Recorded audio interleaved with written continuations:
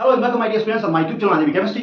आज के इस वीडियो में सारे बच्चों का मेरे चैनल पे स्वागत है। आज का इंपॉर्टेंट टॉपिक जो बहुत ही इंटरेस्टिंग होने वाला है आपके लिए, क्योंकि ये बहुत ही फंडामेंटल टॉपिक है ऑर्गेनिक केमिस्ट्री का और सारे बच्चों की ख्वाहिश होती है कि हम पहले उन टॉपिक को पढ़ें जिससे हमारा फंडामेंटल ऑर्गेनिक स्ट्रांग हो जाए और आने वाले जो मुश्किल टॉपिक है उन पे पकड़ हमारी अच्छी बने, परेशानी ना हो पढ़ने में। और सारे टीचर्स की भी यही खास ख्वाहिश होती है कि हम उन टॉपिक को पढ़ाएं जिससे बच्चों का कॉन्सेप्ट बिल्डअप हो। और ये बहुत ईजी टॉपिक है, हर बच्चों को समझ में आता है और आपको भी समझ में आने वाला है। तो हम लोग वन शॉट वीडियो इसका है, पूरा हम लोग कवर करेंगे आइसोमेरिज्म को। वन शॉट वीडियो है, क्लास 11th का इंपॉर्टेंट चैप्टर है। अगर आप इस टॉपिक को अच्छे से समझते हैं, कोशिश करते हैं समझने की, तो आपको आने वाले ऑर्गेनिक केमिस्ट्री की प्रॉब्लम्स में ज्यादा दिक्कत नहीं आने वाली। तो लेट्स स्टार्ट। यहाँ पे अगर हम बात करते हैं, यहाँ पे अगर हम बात करें जी वन शॉट वीडियोस की बात करते हैं, तो आइसोमेरिज्म क्या होता है, डिफिनेशन से हम स्टार्ट करेंगे। आइसोमेरिज्म की अगर बात करें तो isomerism is different compound having same molecular formula. क्या बताया मैंने? Different molecules having same molecular formula are called isomerism. और ये फिनोमेना जो है इसको बोलते हैं आइसोमेरिज्म बोलते हैं। यहाँ पे कह दे आइसो का मतलब क्या होता है, ग्रीक वर्ड से इसको लिया गया आइसोमर्स को। और इक्वल होता है आइसोस का मतलब, और मेरोस का मतलब पार्ट्स होता है, इक्वल पार्ट्स होता है। तो different compound have same molecular formula called isomers and this phenomena is called isomerism। तो यहाँ पे बहुत ही, अगर ये टाइप ऑफ आइसोमेरिज्म की बात करें तो भाई यहाँ पे there are following type of isomerism होती है, इसको डिवाइड किया गया है। यहाँ पे देखो आइसोमेरिज्म को बांटा गया है कितने भागों में, दो भागों में बांटा गया है, majorly constitutional isomers and stereo isomer. यहाँ पे अगर हम बात करें तो यहाँ पे जो जो डिफरेंसेस है, यहाँ पे स्पेस में डिफरेंसेस है। जो मॉलिक्यूलर फॉर्मूला है सेम होगा, लेकिन जो आइसोमर्स होंगे उनमें स्पेस में डिफरेंस होने की वजह से उन दो आइसोमर्स के बीच में जो आपका उनको बोलेंगे स्टीरियो आइसोमर्स, और दो isomers which are difference in connectivity उनको हम बोलते हैं स्ट्रक्चरल या कॉन्स्टिट्यूशनल आइसोमर्स बोलते हैं। तो आइसोमर्स दो हिस्सों में बांटा गया, constitutional structural isomer and stereo isomer. अब स्टीरियो आइसोमर्स को फिर बांटा जाएगा on the basis of rotations. यहाँ पे फ्री रोटेशन पॉसिबल होता है, कन्फर्मेशनल में यहाँ पे पॉसिबल रोटेशन नहीं होता, अगर करते हैं तो बॉन्ड का तोड़ना पड़ेगा। यहाँ फ्री रोटेशन यहाँ नहीं है और फिर इसको दो भागों में बांटा गया, ज्योमेट्रिकल एंड जिसको बोलते हैं सिस ट्रांस आइसोमेरिज्म, यहाँ पे ऑप्टिकल आइसोमेरिज्म या इसको हम बोलते हैं इनएंसियोमेरिज्म। तो हम एक एक करके पूरे को हम लोग पढ़ने वाले हैं। इनसे एक टॉपिक है जो सारा है, इसकी पूरी कहानी हम लोग पढ़ेंगे। अब यहाँ पे स्टार्ट करते हैं कंस्टिट्यूशन आइसोमर्स क्या होता है। बहुत ही term consider refer to the number of kind and characteristic of the atom in the molecules and characteristic describe which atom bonded to which atom in the molecules। यहाँ पे देखिए, अगर हम कंस्टिट्यूशन आइसोमर की बात करते हैं तो यहाँ पे दो आइसोमर्स दिया हुआ है जिनका मॉलिक्यूलर फार्मूला सेम है। क्या है? सेम है। देखो यहाँ पे number of carbon, number of hydrogen, number of oxygen same in both compound, but difference is hydroxy oxygen यहाँ से लगा हुआ है, यहाँ पे कार्बन से है या हाइड्रोक्साइड लगा हुआ है, यहाँ पे ईथर लगा हुआ है। तो यहाँ पे देख सकते हैं आगे isomers which different in connectivity. यहाँ पे अगर हम आपको नोट भी करते जाएं तो देखिए यहाँ पे isomers which different in connectivity of their atom are called constitutional isomer and this phenomena is known as constitutional isomerism. ठीक है, तो यहाँ पे आप एग्जांपल की बात करते हैं, इथेनॉल की बात करते हैं, डाइमिथाइल ईथर की बात करते हैं, डाइमिथाइल ईथर है, ये आपका इथेनॉल है, ये आइसोमर्स है। लेकिन सेम मॉलिक्यूलर फॉर्मूला होने के बाद में जो कनेक्टिविटी में डिफरेंस है, यहाँ पे oxygen in ethanol bonded to carbon and hydrogen while oxygen in dimethyl ether bonded to two carbon atom। यहाँ पे डिफरेंस कनेक्टिविटी का डिफरेंस होने की वजह से these two isomers are called as constitutional isomer। तो डिफरेंस कहाँ पे, सेम मॉलिक्यूलर फॉर्मूला है, डिफरेंस कनेक्टिविटी में है, इसलिए इसको बोलते हैं constitutional isomer। तो आगे बढ़े, चलिए यहाँ पे हम अपनी कहानी को थोड़ा आगे बढ़ाते हैं और अपनी मंजिल जो कामयाबी वाली है उसकी तरफ हम लोग बढ़ते हैं। तो यहाँ पे अगर हम बात करते हैं, चलिए यहाँ बात करते हैं टाइप ऑफ कॉन्स्टिट्यूशनल आइसोमर की बात करें तो यहाँ पे कितने टाइप्स हो सकते हैं बताइए। आपको याद होगा, सारे बच्चे याद रखते हैं। Constitutional isomers are classified on chain isomers. इसके बारे में बात करते हैं। चेन आइसोमर क्या होता है? Isomeric isomeric substance that differ only in the arrangement of carbon atom forming the base chain are known as isomers and this phenomena is chain isomerism। अब यहाँ पे अगर बात करें, यहाँ देखो फॉर्मूला दिया हुआ है C4H8 दिया हुआ है, मॉलिक्यूलर फॉर्मूला, दोनों स्ट्रक्चर का जो फॉर्मूला है सेम है। यहाँ पे डिफरेंस कहाँ है? चेन के अंदर जो चेन है, कार्बन चेन में डिफरेंसेस होने की वजह से इन दोनों के बीच में जो आइसोमेरिज्म है वो बोलते हैं चेन आइसोमेरिज्म। क्योंकि यहाँ पे नंबर ऑफ कार्बन यहाँ पे 4 है, यहाँ पे 3 है, यहाँ पे देखो 5 कार्बन है, यहाँ पे 4 कार्बन है। लॉन्गेस्ट जो चेन होती है, अगर हम आपको थोड़ा सा और समझाएं यहाँ पे मेरे प्यारे बच्चों, तो यहाँ पे नंबर ऑफ कार्बन कितनी है? 4 है, यहाँ पे 1 2 3 है, यहाँ पे 1 2 3 4 5 है, यहाँ 1 2 3 4 है, यहाँ 1 2 3 है। तो चेन में डिफरेंस आया है, किसमें डिफरेंस आया है? चेन में जो 9, यहाँ पे 5 कार्बन की चेन है, यहाँ पे 4 कार्बन की चेन है, यहाँ पे 3 कार्बन की चेन। तो ये जो डिफरेंस आ रहा है इन आइसोमर्स के बीच में, वो डिफरेंस किसका है? कार्बन नंबर के चेन का डिफरेंस है, इसलिए इनको हम बोलते हैं चेन आइसोमर्स। ये दो आइसोमर्स है, सेम फॉर्मूला होने के बावजूद भी डिफरेंसेस जो आ रहा है वो चेन में डिफरेंस आ रहा है, इसलिए बोलते हैं चेन आइसोमर्स। ठीक है, बोलो बढ़ जाएगा। चलिए यहाँ पे हम आगे बढ़ते हैं और बहुत सारे ऐसे एग्जाम्पल है जिसको हम समझ सकते हैं। यहाँ देखो, यहाँ पे देखिए नंबर ऑफ कार्बन की बात करते हैं, यहाँ पे 1 है, 2 है, 3 है, 4 है। यहाँ पे नंबर 1, 2 और 3 है, तो यहाँ पे नंबर ऑफ कार्बन 3 है, यहाँ नंबर ऑफ कार्बन 4 है। सेम फॉर्मूला है, डिफरेंस सिर्फ चेन का है, इसलिए बोलते हैं चेन आइसोमर्स। बहुत सिंपल है, आगे बढ़े। तो बहुत सारे एग्जाम्पल है, यहाँ पे देखो, यहाँ पे एल्कीन है, यहाँ पे एल्कीन है, लेकिन 1, 2, 3, यहाँ 1, 2, 3, 4 और 5, यहाँ पे चेन का डिफरेंस है, यहाँ पे चेन का डिफरेंस है, लेकिन फॉर्मूला सेम है, इसलिए इसको बोलते हैं चेन आइसोमर्स। ओके, चलिए नेक्स्ट हम लोग बढ़ेंगे जो कि इंपॉर्टेंट है। यहाँ पे पोजिशनल आइसोमर्स क्या होते हैं, what is the positional isomer, जो कि इंपॉर्टेंट है। अगर आप देखो यहाँ पे आपका, अगर इसको थोड़ा समझ लो, if compound with same molecular formula differ in the position of same functional group, बात समझे, फंक्शनल ग्रुप सेम है, उनकी पोजीशन में डिफरेंस है, इसलिए इसको बोल दिया गया पोजिशनल आइसोमर। अगर देखा जाए तो इस कंपाउंड में एल्कीन है और इस कंपाउंड में भी एल्कीन है। अगर यहाँ पे C4H8 की बात करते हैं, फॉर्मूला सेम है, इन दोनों का जो मॉलिक्यूलर फॉर्मूला सेम होने के बावजूद भी इसको 1 ब्यूटीन बोला गया, इसको 2 ब्यूटीन बोला गया। इन दोनों में डिफरेंस किसका है, डबल बॉन्ड की पोजीशन का है, इसलिए पोजीशनल आइसोमर हो जाएंगे। एल्काइन है यहाँ पे एल्काइन है, लेकिन यहाँ 1 पे है और यहाँ 2 पे है, तो इस तरह के डिफरेंस को बोलते हैं। अगर फंक्शनल ग्रुप की पोजीशन में डिफरेंसेस है तो हम कह सकते हैं इसको पोजिशनल आइसोमर, क्योंकि पोजीशन अलग अलग है, यहाँ कुछ और है, यहाँ कुछ और है। यहाँ देखिए और यहाँ देखिए, यहाँ 1 पे है, यहाँ 1 और 2 पे है, यहाँ पे 1 और 2 पे है और यहाँ पे देखिए 1 और 2 पे है। तो इनमें पोजीशन में डिफरेंस होने की वजह से these two isomers are called positional isomer. बढ़ जाएगा, ठीक है। तो ये हो गया चेन आइसोमर, हो गया पोजिशनल आइसोमर, हो गया। अब हम लोग आगे बढ़ते हैं नेक्स्ट फंक्शनल आइसोमेर्स के बारे में, जो इंपॉर्टेंट है। यहाँ पे फंक्शनल ग्रुप क्या होगा, देखो यहाँ compound with the same molecular formula but different type of functional group they possess are called functional isomer and this isomerism is called functional isomerism. यहाँ देखिए, अगर एग्जांपल की बात करें, अल्कोहल ईथर की बात करते हैं, तो यहाँ पे अल्कोहल और ईथर में फंक्शनल ग्रुप का डिफरेंस है। अल्कोहल में OH ग्रुप प्रेजेंट होगा, हाइड्रोक्सी ग्रुप प्रेजेंट होगा, और ईथर में 2 कार्बन के बीच में ऑक्सीजन प्रेजेंट रहेगा। तो यहाँ पे डिफरेंसेस कहाँ पे है, देखो यहाँ पे अगर हम बात करते हैं तो यहाँ पे आपका जो कंपाउंड है, यहाँ पे जो कंपाउंड है ये आपका क्या है, अल्कोहल है, और ये जो कंपाउंड है आपका ईथर है। तो इन दोनों में फंक्शनल ग्रुप का डिफरेंस है, मॉलिक्यूलर फार्मूला सेम है, तब इस तरह के आइसोमर्स को बोलेंगे फंक्शनल ग्रुप आइसोमर। यहाँ देखो फॉर्मूला सेम है, मॉलिक्यूलर फार्मूला दोनों का सेम है, लेकिन यहाँ अल्डिहाइड है, यहाँ पे कीटोन है, यहाँ पे आप देखो एल्कीन है, इस तरह से प्रेजेंट है। तो यहाँ पे अगर फंक्शनल ग्रुप अगर है, दो आइसोमर है, सेम मॉलिक्यूलर फार्मूला है, फंक्शनल ग्रुप डिफरेंट है, तो उस तरह के आइसोमर्स को बोलते हैं फंक्शनल ग्रुप आइसोमर्स। ओके, चलिए यहाँ आगे बढ़ते हैं हम लोग। और चलिए यहाँ देखिए कौन सा रिंग चेन आइसोमर क्या होता है। रिंग चेन आइसोमर बहुत इंपॉर्टेंट है, यहाँ पे आपको साफ जाहिर हो रहा है। रिंग चेन आइसोमर का मतलब रिंग होनी चाहिए और चेन होनी चाहिए। अब देखो यहाँ पे क्या है, ओपन चेन स्ट्रक्चर है, यहाँ पे क्या है, रिंग है। अगर यहाँ पे देखो एल्कीन और साइक्लोएल्केन में, तो यहाँ पे 1, 2 और 3, यहाँ देखो 1, 2 और 3, नंबर ऑफ कार्बन सेम है, नंबर ऑफ हाइड्रोजन सेम है, लेकिन चेन का यहाँ पे साइक्लोएल्केन और यहाँ पे एल्कीन है। तो यहाँ पे if one isomer having open chain structure, एक ओपन स्ट्रक्चर है, अदर साइक्लिक स्ट्रक्चर है, then isomers are known as ring chain isomers. मतलब कि सेम मॉलिक्यूलर फार्मूला है, दो स्ट्रक्चर है, एक ओपन चेन स्ट्रक्चर है, एक साइक्लिक फॉर्म में है, लेकिन यहाँ पे number of carbon, number of hydrogen सब बराबर है। तो इस तरह के दो आइसोमर्स के बीच में जो आइसोमरिज्म एग्जिस्ट करेगी उसको हम बोलते हैं रिंग चेन आइसोमरिज्म। अगर हम एल्काइल की बात करें, साइक्लोएल्केन की बात करें, तो यहाँ देखो नंबर ऑफ कार्बन 4 है, यहाँ पे भी 4 है, और यहाँ पे इस तरह की आइसोमरिज्म को बोलते हैं रिंग चेन आइसोमरिज्म। बता, आगे बढ़ जाए। आप अगर कहते हैं तो हम आगे बढ़ जाते हैं, ठीक है। यहाँ देखिए, चलिए मेटामेरिज्म जो बहुत इंपॉर्टेंट है, बहुत कंफ्यूज करता है बच्चों को, लेकिन आपको कंफ्यूज नहीं होना है, क्योंकि आपके साथ डॉक्टर आजम खान है, इसलिए परेशानी की बात नहीं होनी चाहिए, ठीक है।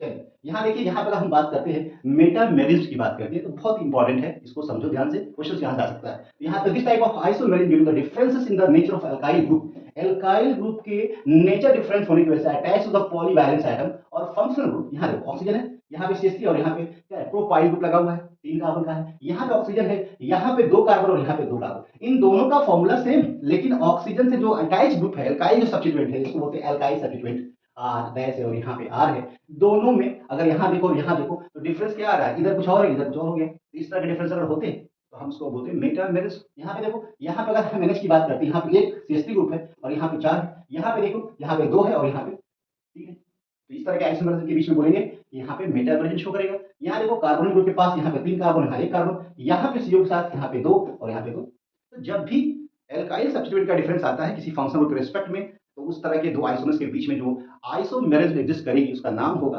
बता दो, मेटामेरिज्म क्या हो गया, मेटामेरिज्म। ठीक है, चलिए थोड़ा सा हम आगे और बढ़ जाते हैं एज पर योर रिक्वेस्ट। और यहाँ पे which are the following pairs is metamerism. यहाँ पे देखिए, यहाँ पे देखो, यहाँ देखो, दोनों आपस में मेटामेरिज्म शो करेंगे। यहाँ देखो और यहाँ देखो, यहाँ भी शो होगा। तो यहाँ कह सकते हैं सारे जो एग्जांपल यहाँ दिए हुए हैं, all example show metamerism. Okay,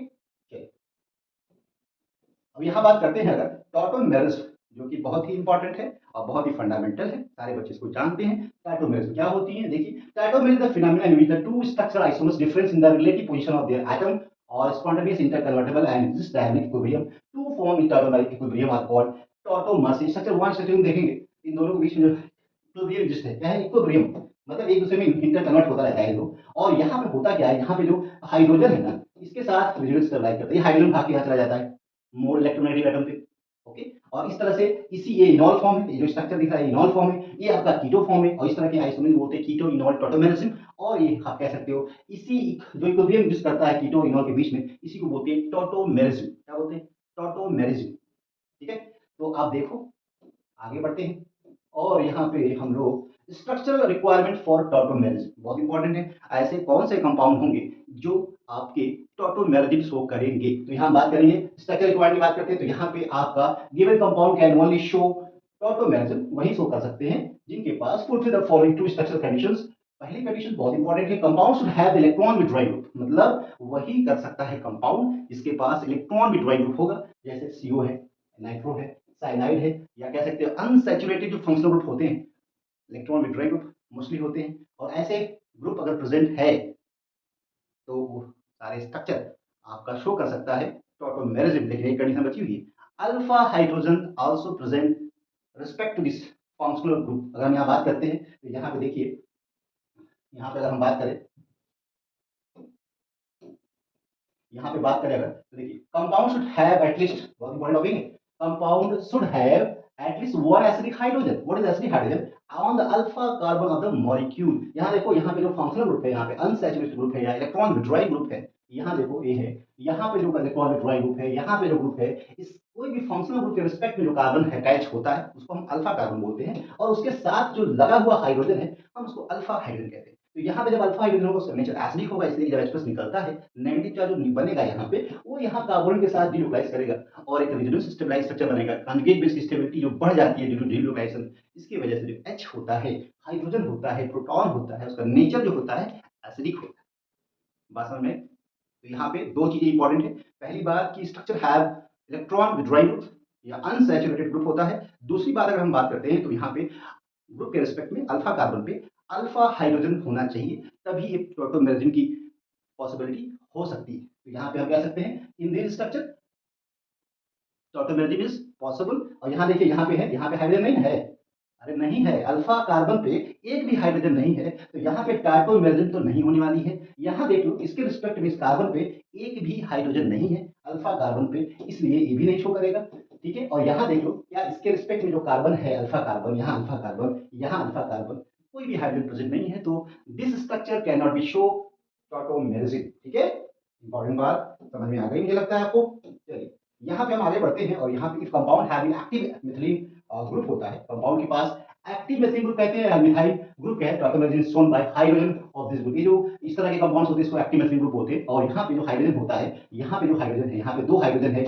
ये ज्यादा एसिडिक होता है इस हाइड्रोजन से। ऐसा इसलिए होता है कि यहाँ का जो कंजुगेट बेस होता है ज्यादा रेजोनेंस स्टेबलाइज होगा, इसलिए एसिडिक ज्यादा होता है। हमने बताया था कि यहाँ पे जो स्ट्रक्चर है, यहाँ पे जो हाइड्रोजन है, यहाँ पे दो हाइड्रोजन, यहाँ भी तो हाइड्रोजन है, यहाँ भी तो हाइड्रोजन है, लेकिन इसका जो हाइड्रोजन है यहाँ पे जब H+ निकलेगा और यहाँ नेगेटिव चार्ज बनेगा, वो इस पे भी डिलोकलाइज करेगा और यहाँ भी डिलोकलाइज करेगा, जिसकी वजह से इस वाले कंजुगेट बेस की स्टेबिलिटी ज्यादा है, इसलिए रेजोनेंस स्टेबलाइज ज्यादा है, इसलिए ज्यादा एसिडिक होगा। तो यहाँ से H जो होगा यहाँ से निकलेगा और यहाँ पे कीटो इनॉल टॉटोमेरिक का फॉर्मेशन होगा। ठीक है, यहाँ देखो, यहाँ पे जो हाइड्रोजन होगा, यहाँ पे केवल हाइड्रोजन होगा, ये बताइए, क्योंकि यहाँ पे CO लगा हुआ है। तो अगर यहाँ बात करते हैं तो यहाँ पे अगर देखें compound having not show tautomerism, इस तरह के कंपाउंड्स होंगे टॉटोमेरिज्म शो नहीं करेंगे। अगर आप देखो ध्यान से, तो यहाँ पे कहीं भी ऐसा हाइड्रोजन नहीं है जो पार्टिसिपेट करे टॉटोमेरिज्म में, तो यहाँ नहीं होगा और यहाँ नहीं होगा। Tautomerism can not show this type of compound, okay, क्योंकि हाइड्रोजन प्रेजेंट नहीं है। हम आगे बढ़ सकते हैं क्या, आपकी अगर इजाजत हो तो हम आगे बढ़ सकते हैं। यहाँ पे अगर हम बात करें क्लासिफिकेशन की बात करते हैं, किसकी बात करते हैं, क्लासिफिकेशन ऑफ टॉटोमर्स की बात करते हैं। यहाँ पे ओपन सिस्टम ऑफ टॉटोमर्स होता है, रिंग चेन भी होता है, बैलेंस टॉटोमर्स होता है, अलग अलग तरीके की टॉटोमर्स होती है। लेकिन आपने कॉन्सेप्ट अगर समझ गया है, यहाँ पे वो कीटो फॉर्म में है, यहाँ पे इनॉल फॉर्म में है, क्योंकि यहाँ देखिए, यहाँ ये इनॉल फॉर्म, इसको बोलते हैं इनॉल फॉर्म, इसको बोलते हैं कीटो फॉर्म, क्योंकि यहाँ पे दोनों तरफ से कार्बन लगा हुआ है, इनके बीच में यहाँ जो हाइड्रोजन होता है वो टाटोमराइज होगा, और यहाँ पे कीटो इनॉल टाटोमराइज का फॉर्मेशन होगा। तो इस तरीके से टाटोब्रेडिंग होता है। तो टाटोब्रेडिंग भी यहाँ पे अगर बात करते हैं, यहाँ पे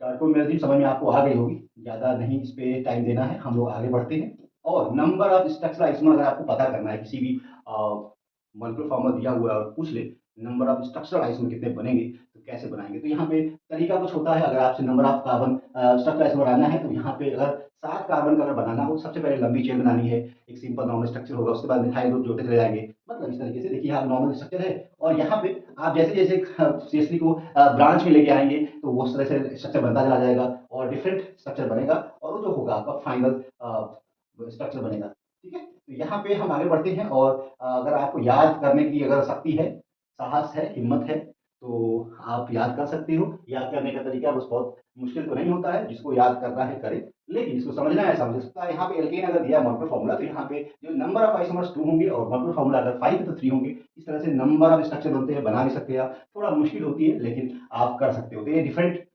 मॉलिक्यूलर फॉर्मूला, उसका डिफरेंट स्ट्रक्चर है, इस तरह से आप बना भी सकते हैं। प्रैक्टिस के ऊपर है, आप अगर बनाएंगे तो बना लेंगे। अब यहाँ पे अगर बताना है कि write the tautomer for following compound, यहाँ पे जो हाइड्रोजन होगा टाटोमराइज होगा साथ में, यहाँ पे बताइए जो हाइड्रोजन होगा इसके ऑक्सीजन के साथ डिलोक्लाइज करेगा, और इस तरह से टाटोमराइज का फॉर्मेशन होगा। वो यहाँ पे दिया हुआ है, यहाँ पे डिलोक्लाइज कर रहा है, क्योंकि यहाँ पे बन गया, यहाँ पे इस तरह से टाटोमराइजिंग होगा, और टाटोमराइजिंग पॉसिबल है। यहाँ पे सजेस्ट करिए, यहाँ भी पॉसिबल है, इस तरह से कीटोइनॉल टॉटोमेरिज्म। अब हम बात करते हैं, जो कि बहुत इंपॉर्टेंट टॉपिक है ऑर्गेनिक केमिस्ट्री में, यहाँ से क्वेश्चंस आते हैं बहुत ज्यादा। Stereoisomer is very important from this topic, because mostly जो क्वेश्चन तब बनाए जाते हैं, इसी टॉपिक से बनाए जाते हैं, न कि बाकी। तो यहाँ अभी तक तो जितने भी टॉपिक हम पढ़ रहे थे, बहुत ही सीरियस नहीं लेना है, थोड़ा वो समझ जा रहा है, लेकिन यहाँ पे थोड़ा हमें सीरियस होना जरूरी है, क्योंकि यहाँ पे क्वेश्चन यहीं से बनते हैं। ओके, तो वो थोड़ा सा पानी भी पी लिया जाए।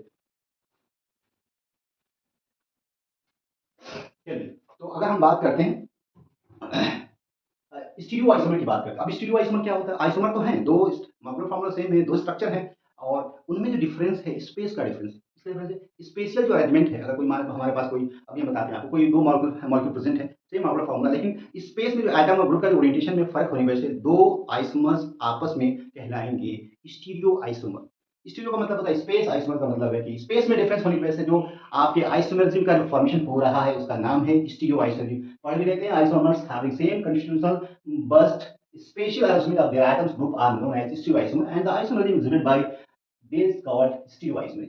There are two type of stereoisomer, अभी बता रहे conformational isomer and configurational isomer। यहाँ पे अगर conformational isomer की बात करें, configurational isomer की बात करें, conformational की बात करें, तो the difference spatial arrangement of atom in molecules which is readily interconvertible by rotation about single bond is called conformation। conformation का मतलब है जो भी आइसोमर्स होंगे, जो conformational आइसोमर्स शो करेंगे, स्पेस में डिफरेंसेस हैं, लेकिन एक दूसरे, बताइए, यहाँ पे फ्री रोटेशन पॉसिबल है, एक दूसरे कन्वर्ट हो सकता है, यहाँ पे फ्री रोटेशन पॉसिबल है, लेकिन कन्फिगरेशन में अगर हम बात करें, तो यहाँ पे द डिफरेंस स्पेशल अरेंजमेंट तो है, लेकिन molecule in which not interconvertible without breaking of the bond. तो कन्फिगरेशन में आप अगर इंटर कन्वर्ट कर रहे हैं, तो वहाँ पे बॉन्ड का ब्रेक करना पड़ेगा, तभी पॉसिबल है। लेकिन यहाँ पे कन्फर्मेशन आइसोमर में फ्री रोटेशन है, कार्बन कार्बन बॉन्ड के थ्रू, इसके बोलते हैं कन्फर्मेशन आइसोमर। तो यहाँ स्टीरियो आइसोमर दो पार्ट में बांटा गया है, कन्फर्मेशन एंड कन्फिगरेशन। यहाँ पे हम बात करते हैं कन्फर्मेशन आइसोमर के बारे में। तो यहाँ पे there are two kind of configuration isomers, जिसमें आता है optical isomer and geometrical isomer. अब देखिए, अच्छी बात आपको बताते हैं, what is the optical isomer. Optical rotation का नाम सुने होंगे, तो यहाँ पे ऑप्टिकल आइसोमर हम पहले पढ़ते हैं। एनहांसोमर क्या होता है? एनहांसोमर बोल सकते हैं नॉन सुपर इम्पोजेबल में दो स्ट्रक्चर है, दो स्ट्रक्चर का इमेज है, एक दूसरे के मिरर इमेज है, लेकिन सुपर इम्पोज नहीं है, एक दूसरे को अगर ओवरलैप नहीं कर पाते हैं, इसको बोलते हैं non superimposable mirror image. जैसे अगर यहाँ पे कुछ पढ़ लें, isomers which are non superimposable, isomers which non superimposable mirror image each other are called enantiomer. इसको बोलते हैं ऑप्टिकल एंटीपोड्स भी बोलते हैं, और एनहांसोमॉर्फ भी बोलते हैं, एंड मिरर इमेज आइसोमर्स बोलते हैं। सारे नाम है एनहांसोमर्स के। तो सिंपल है, दो structure having non super impossible mirror image to each other, that structure is called enantiomer। यहाँ पे अगर हम बात करते हैं, यहाँ पे अगर इसका मिरर इमेज बनाए, तो यहाँ पे सर्कल बनेगा, और यदि एक दूसरे के ऊपर ओवरलैप कर जाएगा। अगर हम इसको बनाए, कप को बनाए, इसका मिरर इमेज देखेंगे इस तरह से आएगा, जिसको रखेंगे तो आप बताइए ये ओवरलैप नहीं करेगा। इस तरह के जो इमेजेस होते हैं, जो एक दूसरे के सुपर इम्पोजेबल होते हैं, ओवरलैप कर सकते हैं एक दूसरे को, इस तरह की इमेज को बोलते हैं सुपर इम्पोजेबल, इसको सुपर इम्पोजेबल, इसको बोलते हैं non superimposable mirror image. अगर हम हाथ बना दें गंदा सा आपका इस तरह से और इसकी मिरर इमेज बनाएं तो बताइए क्या होगा, हमेशा इसकी उल्टा ही होगा। इस तरह की मिरर इमेज को बोलते हैं non superimposable mirror image. और इस तरह से आप देखेंगे तो हाथ इस तरह से है, दो एक बात समझे, मिरर इमेज अगर बनाएं इस तरीके से नॉन सुपर, इसको बोलते हैं एनेंसियोमर, और इस तरह के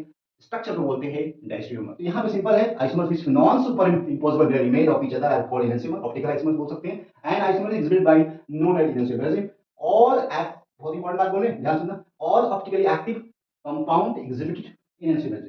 जो भी ऑप्टिकली एक्टिव कंपाउंड्स होते हैं एग्जिबिट एनेंसियोमर। अब एक होता क्या ऑप्टिकली एक्टिव कंपाउंड क्या होता है भाई, यहाँ देखो 10 ऑर्डर यहाँ पे अगर हम बात करते हैं, और जो and those which not mirror image of each other are called diastereomer. एक दूसरे के मिरर इमेज नहीं अगर हो रहे हैं उनको हम डायस्ट्रियोमर बोल सकते हैं। ठीक है, तो optical activity and optical rotation क्या होते हैं इसके बारे में थोड़ा हम जान लेते हैं। और यहाँ पे देखिए ऑप्टिकल एक्टिविटी क्या होती है। ठीक है, ऑप्टिकल एक्टिविटी देखो अगर थोड़ा सा हम समझाते हैं आपको, तो ऑप्टिकल एक्टिविटी बेसिकली क्या होता है कि थोड़ा सा हम आपको सुंदर शब्दों में समझाते हैं जिसके आप हकदार हैं, बिना डरे बिना भागे। ठीक है, तो यहाँ पे हम थोड़ा सा आपको समझा देते हैं जो कि बेहद इंपॉर्टेंट है। चलिए अब यहाँ पे देखिए जरा सा, ऑप्टिकल आइसोमेरिज्म की बात करें तो होता क्या है कि जैसे आपके पास कोई भी लाइट है, यहाँ पे अगर लाइट की बात करें तो इसका जो वाइब्रेशन है सारी डायरेक्शन में, इसकी वाइब्रेशन क्या है, और डायरेक्शन में भी कमरे में ज़्यादा दिखता है, एक्स में ओरिएंटेशन यहाँ पे वाइब्रेट करता है, एक्स में भी करेगा, एक्सिस में वाई में भी करेगा, और जेड एक्सिस में भी करेगा, मतलब तीनों एक्सिस पे लाइट का मतलब जो वेव का वाइब्रेशन होता है आप कह सकते हो। तो यहाँ पे लेकिन इसको किसी पोलरीमीटर से अगर क्रॉस करते हो किसी पोलरीमीटर से, तो यहाँ पे ओरिएंटेशन जो होगा सिंगल डायरेक्शन में होगा, जिसको हम बोलते हैं प्लेन पोलराइज लाइट बोलते हैं, पीपीएल बोलते हैं, प्लेन पोलराइज लाइट। और इस लाइट को अगर किसी सोल्यूशन से पास करते हैं जिसमें कोई कंपाउंड हो, ऑर्गेनिक इनऑर्गेनिक कंपाउंड जो भी हो, यहाँ पे इस लाइट का, यहाँ पे अगर बोले लाइट जब यहाँ पे पास होती है तो किसी एंगल पे रोटेट कर जाती है, किसी एक प्लेन पर लाइट थी और किसी एंगल से रोटेट कर जाती है, प्लस में या तो माइनस में, इसी रोटेशन को बोलते हैं ऑप्टिकल रोटेशन। अगर आप following module having property of optical rotation, that compound is called optical active compounds. Optical rotation show कर रहा है क्योंकि वहां पे रोटेशन कर रहा है, लाइट का रोटेशन कर रहा है। तो यहाँ पे जो सोल्यूशन है यहाँ पे जो कंपाउंड होगा, जो उनमें हम बोल सकते हैं, उसको बोल सकते हैं ऑप्टिकली एक्टिव कंपाउंड। अगर कंपाउंड ने रोटेशन शो नहीं किया लाइट को, प्लेन पोलराइज लाइट जब सोल्यूशन से पास होती है और रोटेशन नहीं करता है, हम उसको बोलते हैं ऑप्टिकली इनएक्टिव कंपाउंड्स। क्या बोलते हैं, ऑप्टिकली इनएक्टिव कंपाउंड्स बोलते हैं। तो यहाँ ऑप्टिकल जो रोटेशन होता है, ऑप्टिकल जो रोटेशन होता है उसको हम बेसिकली कह सकते हैं those compound which rotate the plane polarized light either clockwise या anti clockwise direction, that rotations those compound, तो उनको हम बोलते हैं ऑप्टिकली एक्टिव कंपाउंड्स। और कैसे हो सकते हैं, तो यहाँ पे ये सारी बातें थी अबाउट ऑप्टिकल एक्टिविटी। ठीक है, तो हम लोग अपनी कहानी को थोड़ा सा और आगे बढ़ाते हैं। और हम लोग कहाँ थे, हम लोग यहाँ थे और यहाँ पे थे, है ना। तो यहाँ optical activity and optical active compound से बोलते हैं, तो कंपाउंड विच रोटेट द, देखो वही बात होगी जो हम बताए अभी। ठीक है भैया, तो यहाँ पे थोड़ा सा आपको compound which rotate the plane polarized light known as optically active compound and phenomena is known as optical activity. मतलब सिंपल है, प्लेन पोलराइज्ड लाइट क्या होती है, कोई लाइट को अगर पोलरीमीटर से क्रॉस किया उसका वाइब्रेशन सिंगल डायरेक्शन में होगा, उस लाइट को प्लेन पोलराइज्ड लाइट बोलते हैं। जब भी उसको सोल्यूशन से पास करते हो, अगर सोल्यूशन उस लाइट को रोटेट कर देता है आइदर क्लॉकवाइज या एंटी क्लॉकवाइज, इसी रोटेशन को बोलते हैं ऑप्टिकल रोटेशन। और उसकी जो फिनोमेना होता है उसको बोलते हैं ऑप्टिकल एक्टिविटी। तो यहाँ पे whether compound is optical active not can known by the configuration of the compound as well by polarimeters. यहाँ पे हम बात स्पेसिफिक रोटेशन की बात करते हैं, तो यहाँ पे स्पेसिफिक रोटेशन होता है, स्पेसिफिक रोटेशन की बात करते हैं तो यहाँ पे थोड़ा सा क्वेश्चंस आते हैं। यहाँ पे क्या होता है, specific rotations of the plane पर राइट है the measure by in degree, और a value of rotation of plane per right depend on the length of the polarimeter tube and the concentration of solutions in order to trace the measures to be। ये important formula है जो आपको याद रखना है। यहाँ पे alpha क्या है, यहाँ पे अल्फा जो है आपका स्पेसिफिक रोटेशन है, थीटा एंगल ऑफ रोटेशन है, और सी कंसंट्रेशन ऑफ सॉल्यूशंस इन ग्राम पर लीटर मिलीमीटर है, length of tube in decimetre है। तो ये सारी चीजें इंपॉर्टेंट है। Specific rotation also depend on the temperature and wavelength of the light is implied. Specific rotation तो ये आपको पता होना चाहिए कि क्या होता है, 25 डिग्री रूम टेम्परेचर होता है। डी आपका जो है लाइन ऑफ सोडियम लैंप होता है, और जो लैम्डा मैक्सिमम जो होती है यहाँ पे 589 होती है। तो ये सारी बातें जो आपका जो रोटेशन हो रहा है ना, उसके एंगल को मेजर किया जाता है, कितना रोटेशन हो रहा है। तो यहाँ पे स्पेसिफिक रोटेशन निकाला जाता है जो कि किसी भी मॉलिक्यूल्स की रोटेशन को मेजर किया जाता है, और क्वेश्चन यहाँ पे भी आता है। ठीक है, अब देखो अगर काइनेटिक की बात करें, एनिमेशन की बात करें, तो काइनेटिक क्या होती है। अब देखो कोई भी अगर कार्बन है, अगर हम कार्बन अगर कायरल है, हम इसको बात करें, यहाँ पे 4 कार्बन है और यहाँ ए है, यहाँ बी है और यहाँ सी और यहाँ डी है।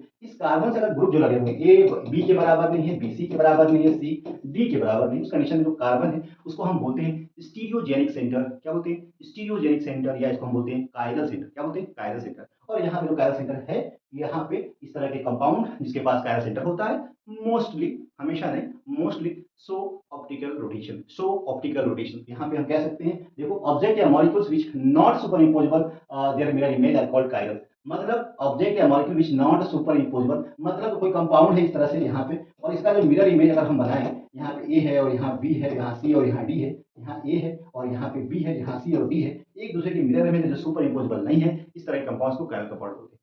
बोलो तो मैं, तो इस तरह के कंपाउंड को बोलते हैं कायरल कंपाउंड। यहाँ पे देख सकते हो, ठीक है। तो कायरल सेंटर क्या होता है आपको पता है, तो हम आगे बढ़ते हैं। ठीक है, स्टीरियोजेनिक सेंटर, आप देखो यहाँ पे अगर हम देखते हैं, यहाँ पे कार्बन है और यहाँ पे जितने भी ग्रुप लगे हुए हैं, एटम लगे हुए हैं, सब डिफरेंट आपस में है, और इस कार्बन को बोलते हैं स्टीरियोजेनिक कार्बन या कायरल सेंटर बोल सकते हैं। ठीक है, और तो यहाँ आपसे पूछा जा सकता है कंपाउंड कितने कायरल सेंटर है, कोई भी कंपाउंड यदि आपसे पूछेगा नंबर ऑफ कायरल सेंटर बताइए इस मॉलिक्यूल में कितने होंगे, तो आप काउंट कर सकते हो। ठीक है, डिफरेंस होना चाहिए। चलिए, यहाँ पे देखिए, अब यहाँ पे जो अच्छी बात आई है, जो इंपॉर्टेंट बात है, कि ऑर्गेनिक मॉलिक्यूल्स को जो रिप्रेजेंट करने का जो तरीका होता है, 4 तरीके से रिप्रेजेंट करते हैं। रिप्रेजेंटेशन ऑफ द 3D जो मॉलिक्यूल्स होते हैं, various method has been developed for the 2 dimensional representation of the dimensional structure. These are flying wedge representation. अभी क्या होता है फ्लाइंग वेज, क्या होता है? देखो, फ्लाइंग वेज जो रिप्रेजेंटेशन है, अगर मान लो कि तुम्हारे पास CH4 है, तो इसको अगर हम 3D में देखना चाहते हैं, किसमें? 3D में, तो कैसे देखें? इस तरह से देख सकते हैं, इस तरह से यहाँ पे कार्बन है, यहाँ पे एक स्मॉल एटम है, एटम यहाँ, एटम यहाँ, यहाँ पे आपको 3D में। अब मसला है कि एक्चुअल स्ट्रक्चर तो ऐसा होता है, टेट्राहेड्रल होता है, लेकिन यहाँ पे अगर हम इसको जानने की कोशिश करें, टेट्राहेड्रल ज्योमेट्री में है, तो यहाँ पे जो फ्लाइंग वेज है वो कैसे रिप्रेजेंट करता है स्ट्रक्चर को, तो यहाँ पे आप देखोगे दो बॉन्ड जो है, यहाँ पे बोर्ड का जो प्लेन है, हम बोले कि एक ही प्लेन में दोनों बॉन्ड, अगर यहाँ ए है और यहाँ बी है, दोनों बॉन्ड बोर्ड के प्लेन में है, एक आपका जो है ऊपर है और एक आप इस बोर्ड के पीछे है, मतलब इस बोर्ड के पीछे चला जाएगा ये वाला बॉन्ड, ये बॉन्ड आपकी तरफ चला जाएगा, दो बॉन्ड इस बोर्ड के प्लेन में होगा, तो इस तरीके से रिप्रेजेंट करता है flying wedge representation for organic molecule. तो यहाँ पे सॉलिड जो लाइन है वो बताता है कि भाई यहाँ हमारी तरफ जा रहा है, ये पीछे की तरफ जा रहा है, दो बॉन्ड प्लेन है, ये बोलते हैं फ्लाइंग वेज रिप्रेजेंटेशन बोलते हैं। ये बातें, अगर हम फिशर की बात करते हैं, तो फिशर जो है ऐसे रिप्रेजेंट करता है हॉरिजॉन्टल एंड वर्टिकल लाइन, और यहाँ पे जो हॉरिजॉन्टल लाइन है, यहाँ पे जो ये वाली जो लाइन है वर्टिकल लाइन है और ये हॉरिजॉन्टल लाइन है, इसको हम इसको ऐसे भी देख सकते हैं, यहाँ पे पीछे है, यहाँ पे पीछे है और यहाँ पे आगे है, यहाँ पे पीछे और आगे, मतलब हम कह सकते हैं ये जो लाइन है पीछे वाली है और यहाँ जो लाइन है ये आपका एबव द प्लेन, मतलब इस तरह से दो बॉन्ड अगर कार्बन 4 बॉन्ड बनाता है, तो दो बॉन्ड इस तरह आगे की तरफ होता है, दो बॉन्ड पीछे की तरफ होता है, इस तरह से फिशर रिप्रेजेंट करता है ऑर्गेनिक मॉलिक्यूल्स को। तो इस तरह से लाइन भी इस तरह से होता है, इस तरीके से हो सकता है, इस तरीके से हो सकता है, इस स्ट्रक्चर को बोलते हैं फिशर फॉर्मूला। क्या बोलते हैं? फिशर प्रोजेक्शन फॉर्मूला बोलते हैं, जो कि ऑर्गेनिक कंपाउंड को रिप्रेजेंट किया जाता है बाय यूजिंग फिशर। यहाँ पे अगर हम बात करें 100 हर्ट्ज क्या होता है, 100 हर्ट्ज देखो भाई, 100 हर्ट्ज की बात करें अगर, तो 100 हर्ट्ज यहाँ पे अगर हम बताएं आपको, तो यहाँ पे कार्बन है और यहाँ भी कार्बन है, और इस तरह से आपको याद रखना है, यहाँ पे ए है, यहाँ बी है और यहाँ सी है, यहाँ ए और यहाँ बी और सी है। और अगर हम बात करें तो यहाँ पे देखो एक तरीके से इसको याद रखने का तरीका है, इस कार्बन को अगर इधर से मारो, धक्का मारो, तो जाके इसमें सट जाएगा, चिपक जाएगा, और इस तरह से वाई वाई एक दूसरे को ओवरलैप कर जाएगा। तो यहाँ पे दो तरह के स्ट्रक्चर पॉसिबल है, एक बोलते हैं स्टैगर्ड फॉर्म बोलते हैं, इक्लिप्स फॉर्म बोलते हैं, और यहाँ पे इस तरह से अगर रोटेशन करा दोगे, तो यहाँ पे इन ये जो बॉन्ड यहाँ से अगर तुम देख रहे हो, इन दोनों के बीच में बॉन्ड दिखाई देगा, ये दोनों के बॉन्ड के बीच में ये वाला बॉन्ड दिखाई देगा, तो ये इस तरह से रिप्रेजेंट करने का जो तरीका है उसको बोलते हैं 100 हॉर्स। अब इंपॉर्टेंट जो है न्यूमैन प्रोजेक्शन फॉर्मूला क्या होता है, तो न्यूमैन में क्या होता है कि दो कार्बन होता है, एक पीछे एक कार्बन, अगर आपके पास दो कार्बन है, इस तरह से दो कार्बन है, तो यहाँ पे दो कार्बन, डॉट कार्बन होता है, एक जो फ्रंट वाला होता है कार्बन, और एक पीछे वाला जो रियर कार्बन होता है, जो बड़े में बनाया जाता है, और इन दोनों के बीच में बॉन्ड है, कार्बन कार्बन, अगर 1 और 2 है तो इनके बीच में बॉन्ड है, अगर इनको ये कार्बन 1 है और ये पीछे वाला कार्बन 2 है, तो ये दो कार्बन आपस में बॉन्ड बने हुए हैं। अब इस कार्बन के साथ आपके पास 3 बॉन्ड हो जाएंगे, क्योंकि ए बी और सी, और यहाँ पीछे वाला कार्बन भी 4 बॉन्ड बनाएगा, तो यहाँ पे हम कह सकते हैं 1 2 और 3, तो यहाँ ये हो जाएगा, मान लो कुछ भी मान लो, यहाँ पे ये मान लो, यहाँ पे आप बी मान लो, सी मान लो, जो भी मान लो। तो कहने का मतलब ये जो रिप्रेजेंटेशन है इस तरह से, इसको बोलते हैं न्यूमैन प्रोजेक्शन फॉर्मूला। तो 4 फॉर्मूले की बात कर ली हम लोगों ने, 4 फॉर्मूले में आपने देखा कि कैसे हमने रिप्रेजेंट किया है। यहाँ पे आप देख लो, यहाँ पे अगर हम बात करते हैं, तो यहाँ पे फ्लाइंग वेज फॉर्मूला बताया हमने, फ्लाइंग वेज का मतलब है इस तरह से होगा, यहाँ पे इस तरह फ्लाइंग वेज हो जाएगा। फिशर की अगर बात करेंगे तो इस तरह से रिप्रेजेंट करता है, या इसको हम दो कार्बन, यहाँ पे 3 कार्बन इस तरह से, और अगर हम बोलते हैं आपका तीसरा जो है आपका इस तरह से रिप्रेजेंट करता है, और या हम इसको ऐसे भी लिख सकते हैं, इससे लिख सकते हैं, और चौथा जो है आपको इस तरह से एक डॉट में आपका फ्रंट कार्बन होता है और एक पीछे वाला कार्बन होता है। इस कार्बन से 3 बॉन्ड लगेगा, इस कार्बन से भी 3 बॉन्ड आपका लगेगा, ठीक है? इस कार्बन से भी 3 बॉन्ड लगेगा। इस वाले स्ट्रक्चर को बोलते हैं स्टैगर्ड स्ट्रक्चर बोलते हैं, लेकिन इसी का स्ट्रक्चर अगर इस तरह बनाया जाए तो इस तरह के स्ट्रक्चर को बोलते हैं स्टैगर्ड फॉर्म। क्या बोलते हैं? Staggered form, sorry Eclipse form बोलते हैं इसको स्टैगर्ड फॉर्म बोलते हैं। तो स्टेबिलिटी के बारे में बात करें अभी, लेकिन रिप्रेजेंटेशन का जो तरीका है, रिप्रेजेंटेशन का जो तरीका है, यहाँ पे 4 तरीका है। ये फ्लाइंग वेज है और यहाँ फिशर है, ये आपका न्यूमैन, यहाँ सॉ हॉर्स है, यहाँ पे आपका न्यूमैन फॉर्मूला है। तो इसके बारे में जान गए, कार्बन है और ये आपका अबव द प्लेन है, मतलब आपकी तरफ जा रहा है। ये बॉन्ड इस बोर्ड के पीछे जा रहा है और ये जो 2 बॉन्ड है वो बोर्ड के प्लेन में है। तो यहाँ पे 3 रिप्रेजेंटेशन है। यहाँ पे अगर बात करते हैं तो यहाँ पे जो बॉन्ड है, यहाँ पे अबव द प्लेन है, इस तरह से हम बना सकते हैं इसको। यहाँ पे जो बॉन्ड है पीछे की तरफ है, इस तरीके से। यहाँ का बनाना हो तो ये पीछे होगा और यहाँ बनाना होगा तो ये आगे होगा, यहाँ भी आगे होगा। इस तरीके से जो है आपका स्ट्रक्चर होता है, इस तरीके से, ठीक है? प्रेजेंट करते हैं इसको और ये आपका पीछे होगा। तो यहाँ पे 4 तरीके से हम रिप्रेजेंट करते हैं फ्लाइंग वेज, और ठीक है? तो यहाँ पे हम देख सकते हैं। चलिए हम लोग आगे बढ़ते हैं और यहाँ पे हम लोग आगे बढ़ते हैं और देखते हैं कि क्या हम लोग का बच गया है। चलिए, तो यहाँ पे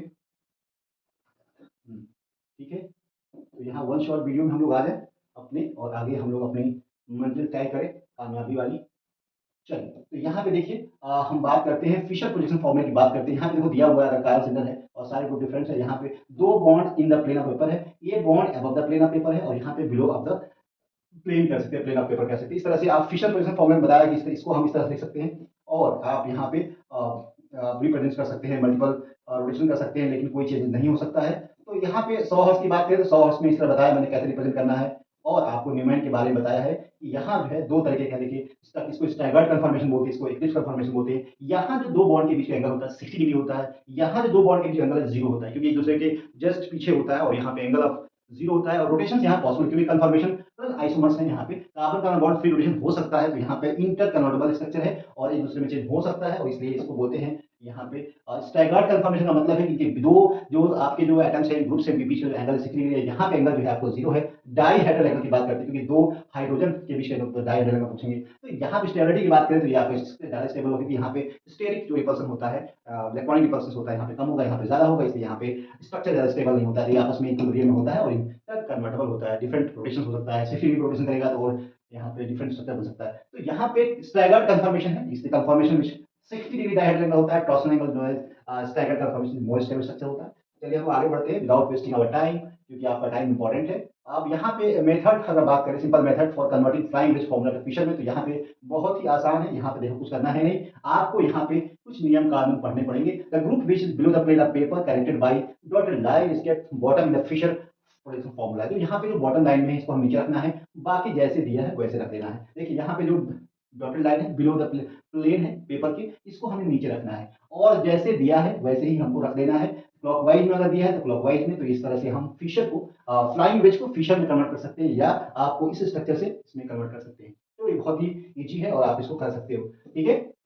चलिए, simple method to converting the Fischer projection formula to flying wedge, तो ऐसे उसमें भी कर सकते हैं। हाँ, बताया था मैंने, इसको हमेशा आप जो यहाँ पे जो स्ट्रक्चर है इसको नीचे रखेंगे, बिलो द प्लेन रखेंगे, बाकी जिस तरह से कॉन्फ़िगरेशन है कार्बन के अराउंड उसी तरीके से आपको रख देना है। तो यहाँ पे आपको फिशर से फ्लाइंग वेज, फ्लाइंग वेज से अब हम कुछ बात करते हैं एलिमेंट ऑफ सिमेट्री की। Element of symmetry offer a simple device to decide whether the molecule is chiral or achiral, whether it is superimposable on its mirror image or not. When a molecule has no plane of symmetry, no set of symmetry, and no alternative except symmetry, it is non-superimposable on mirror image and is chiral molecule। मतलब अगर molecule को optical rotation show करना है तो यहाँ पे कुछ conditions हैं। कारा सेंटर होने के बाद भी मॉलिक्यूल्स ऑप्टिकल रोटेशन शो नहीं कर पाता है, उसका रीजन क्या होता है तो हम डिस्कस करेंगे। तो यहाँ पे बहुत इंपॉर्टेंट बात है। इंपॉर्टेंट बात क्या है कि molecule element of symmetry offer simple device decide करता है कि मॉलिक्यूल कायरल होगा कि कायरल होगा, whether it is super imposable of mirror image when a molecule has no plane of symmetry. Important बात देखो, मॉलिक्यूल के पास प्लेन ऑफ सिमेट्री नहीं है। अगर मान लीजिए कोई मॉलिक्यूल है, यहाँ पे प्लेन ऑफ सिमेट्री है, मॉलिक्यूल को 2 हिस्से में बांट सकते हैं, एक दूसरे के मिरर इमेज है, इस तरह की स्ट्रक्चर जिसमें प्लेन ऑफ सिमेट्री होती है, ऑप्टिकल रोटेशन शो नहीं करेगा कारा सेंटर प्रोजेक्ट होने के बावजूद भी। यहाँ पे कारा सेंटर होगा, यहाँ भी होगा, लेकिन प्लेन ऑफ सिमेट्री मॉलिक्यूल के अंदर है, तो यहाँ पे ऑप्टिकल रोटेशन शो नहीं करेगा due to plane of symmetry. यहाँ पे देखो, यहाँ पे प्लेन ऑफ सिमेट्री मॉलिक्यूल में है और यहाँ पे सिमेट्री होने की वजह से हम कह सकते हैं मिरर इमेज दूसरे का है और ये structure can not show optical rotation, मतलब यहाँ पे शो नहीं करेगा। Molecule having plane of symmetry and are called achiral compound और ऑप्टिकली इनएक्टिव, ठीक है? तो ये बहुत इंपॉर्टेंट है जो आपको याद रखना है। चलिए हम यहाँ पे देखें, अगर इस स्ट्रक्चर की बात करें तो यहाँ पे क्या मॉलिक्यूल को दो हिस्सों में बांट सकते हो क्या? क्या यहाँ से ये एक दूसरे के मिरर इमेज है क्या? नहीं, मिरर इमेज नहीं है, तो हम इसको बोल सकते हैं ऑप्टिकल रोटेशन शो करेगा, कारण मॉलिक्यूल है, ऑप्टिकल शो करेगा। लेकिन अगर यहाँ देखोगे, यहाँ no plane of symmetry because person 1 and 2 are mirror image, एक दूसरे देखो यहाँ मिरर इमेज है क्या? यहाँ पे मिरर इमेज भी नहीं है। मिरर इमेज है, इस मिरर इमेज क्या होता है? इस तरह से अगर होता है, यहाँ ए है, यहाँ बी और यहाँ सी और डी, इसका मिरर इमेज बनाना तो बहुत सिंपल है, आप पहले ऐसे बना लीजिए और इसको इसके करीब बनाइए, इसको इसके करीब बनाइए, इसको उससे दूर बनाइए और इसको एक दूसरे की मिरर इमेज, एक दूसरे की मिरर इमेज। तो यहाँ पे मॉलिक्यूल अगर पास अगर प्लेन ऑफ सिमेट्री अगर प्रेजेंट है तो वो कंपाउंड एक होगा। ये तो बहुत सिंपल। अब देखो एक और भी कंडीशन, अगर मॉलिक्यूल के पास सेंटर ऑफ सिमेट्री है, तो मॉलिक्यूल भी ऑप्टिकली इनएक्टिव होगा, ऑप्टिकल रोटेशन शो नहीं करेगा। यहाँ देख लो, यहाँ पे देखो, यहाँ पे center of symmetry molecule set to be exist in line draw. अगर आप एक मॉलिक्यूल के सेंटर से अगर लाइन पास करते हैं ऊपर की तरफ, जा रहे हैं, देखो यहाँ से, यहाँ देखो इस लाइन से, इस पॉइंट से हम ऊपर जा रहे हैं तो CH3 मिल रहा है, नीचे उतनी ही डिस्टेंस ट्रेवल कर रहे हैं तो CH3 मिल रहा है, ठीक है। यहाँ से ऊपर जा रहे हैं CH मिल रहा है, यहाँ नीचे जा रहे हैं CH मिल रहा है, इसके नीचे H मिल रहा है और यहाँ भी आपको H मिल रहा है। तो कहने का मतलब है हम all the line are passing through this points, hence this is centre point of molecules. यहाँ पे अगर centre of symmetry present molecule के अंदर है तो this molecule can not show optical rotation, क्योंकि molecule having centre of symmetry. और जब भी सेंटर ऑफ सिमेट्री होगी तो वहाँ पे तो सेंटर से अगर आप ऊपर नीचे जाते हैं और सेम एटम या ग्रुप ऑफ मिलता है सेम डिस्टेंस पे, उसको हम बोलते हैं molecule possess center of symmetry. And अगर सेंटर ऑफ सिमेट्री मॉलिक्यूल के अंदर है तो कभी भी ऑप्टिकल रोटेशन शो नहीं करेगा। यहाँ देखिए इस सस्पेंस की बात करते हैं तो यहाँ पे अगर हम देखें दोनों एग्जांपल में, तो यहाँ पे आप देखो, यहाँ पे NH मिल रहा है, यहाँ पे CO मिल रहा है, यहाँ ऊपर जाए CH3, नीचे जाए H मिल रहा है। तो यहाँ पे अगर देखो तो सिक्स फॉर्म है। यहाँ पे हम कह सकते हैं कि CH3 में not mirror image and symmetrical with respect to center point. तो यहाँ पे हम कहते हैं यहाँ पे सेंटर है, लेकिन यहाँ पे सेंटर ऑफ सिमेट्री, यहाँ CH3 है, यहाँ NH है, यहाँ CO और यहाँ H है। तो ये तो सेंटर ऑफ सिमेट्री होता है, यहाँ पे कारण होगा, लेकिन यहाँ पे कारण हो सकता है, बोलो, क्योंकि यहाँ पे सेंटर ऑफ सिमेट्री है, ठीक है। तो जहां भी सेंटर ऑफ सिमेट्री होगी वो मॉलिक्यूल्स ऑप्टिकली एक्टिव होगा, एक आयन मॉलिक्यूल होगा। अल्टरनेटिव एक्सिस ऑफ सिमेट्री, यहाँ पे बहुत इंपॉर्टेंट पॉइंट है अगर हम बात करते हैं molecule possess alternative axis of symmetry if when rotation through that angle. तो यहाँ पे अगर देखें तो यहाँ पे डाइसिमेट्रिक मॉलिक्यूल से इसको दो इसमें नहीं बांटा सकता है। That kind of molecule always show optical rotations, optical activity, optical active compounds और कैरियर कंपाउंड कह सकते हैं। तो यहाँ पे एसिमेट्रिक मॉलिक्यूल की बात करें तो एसिमेट्रिक मॉलिक्यूल्स क्या होते हैं? यहाँ देखो molecules no plane of symmetry, यहाँ पे अगर प्लेन डालते हो तो यहाँ मॉलिक्यूल दो से नहीं बटेगा। डेसिमेट्रिक और एसिमेट्रिक मॉलिक्यूल मतलब ऑलवेज शो ऑप्टिकल रोटेशंस या कायरल। यहाँ देखो, यहाँ भी नहीं हो सकता है। तो यहाँ पे आप बस याद रखना है मॉलिक्यूल में सिमेट्री नहीं प्रेजेंट, यहाँ प्लेन ऑफ सिमेट्री है, इसलिए यहाँ पे मॉलिक्यूल सिमेट्रिकल है और यहाँ पे ऑप्टिकली इनएक्टिव कंपाउंड होगा। यहाँ देखें, चलिए अब अगर हम कंडीशन फॉर ऑप्टिकल एक्टिविटी बात करते हैं तो मॉलिक्यूल वही ऑप्टिकल रोटेशन शो करेगा जिसके पास क्या होगा, सेंटर ऑफ सिमेट्री ना हो, प्लेन ऑफ सिमेट्री ना हो, अल्टरनेटिव, ये सारी इंपॉर्टेंट चीजें हैं। बस आपको चेक करना है मॉलिक्यूल में अगर सेंटर ऑफ सिमेट्री है, प्लेन ऑफ सिमेट्री है, तो वहाँ मॉलिक्यूल ऑप्टिकल रोटेशन नहीं करेगा, काल सेंटर होने के बावजूद, ठीक है।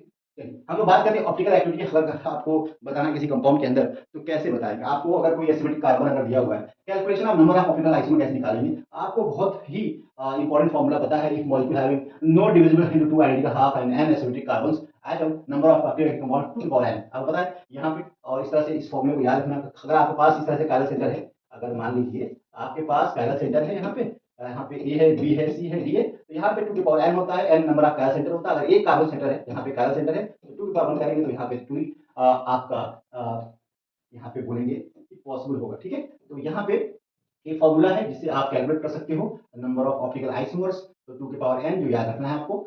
और भी फॉर्मूले हैं, लेकिन आप एक फॉर्मूला याद रखिए, 2 की पावर n, ये सब फॉर्मूला याद रखेंगे तो आपका कंफ्यूज हो जाएगी। तो ऑप्टिकल एक्टिविटी का अगर आपका आइसोमर साथ दिया हुआ है और आप बताना हो तो आप सिंपली आप बता सकते हो, क्योंकि यहाँ पे आप 2 की पावर n लगाइए और आंसर लगाइए, ठीक है। तो यहाँ पे कुछ हम और बात करते हैं जो आपके लिए इंपॉर्टेंट हो सकता है।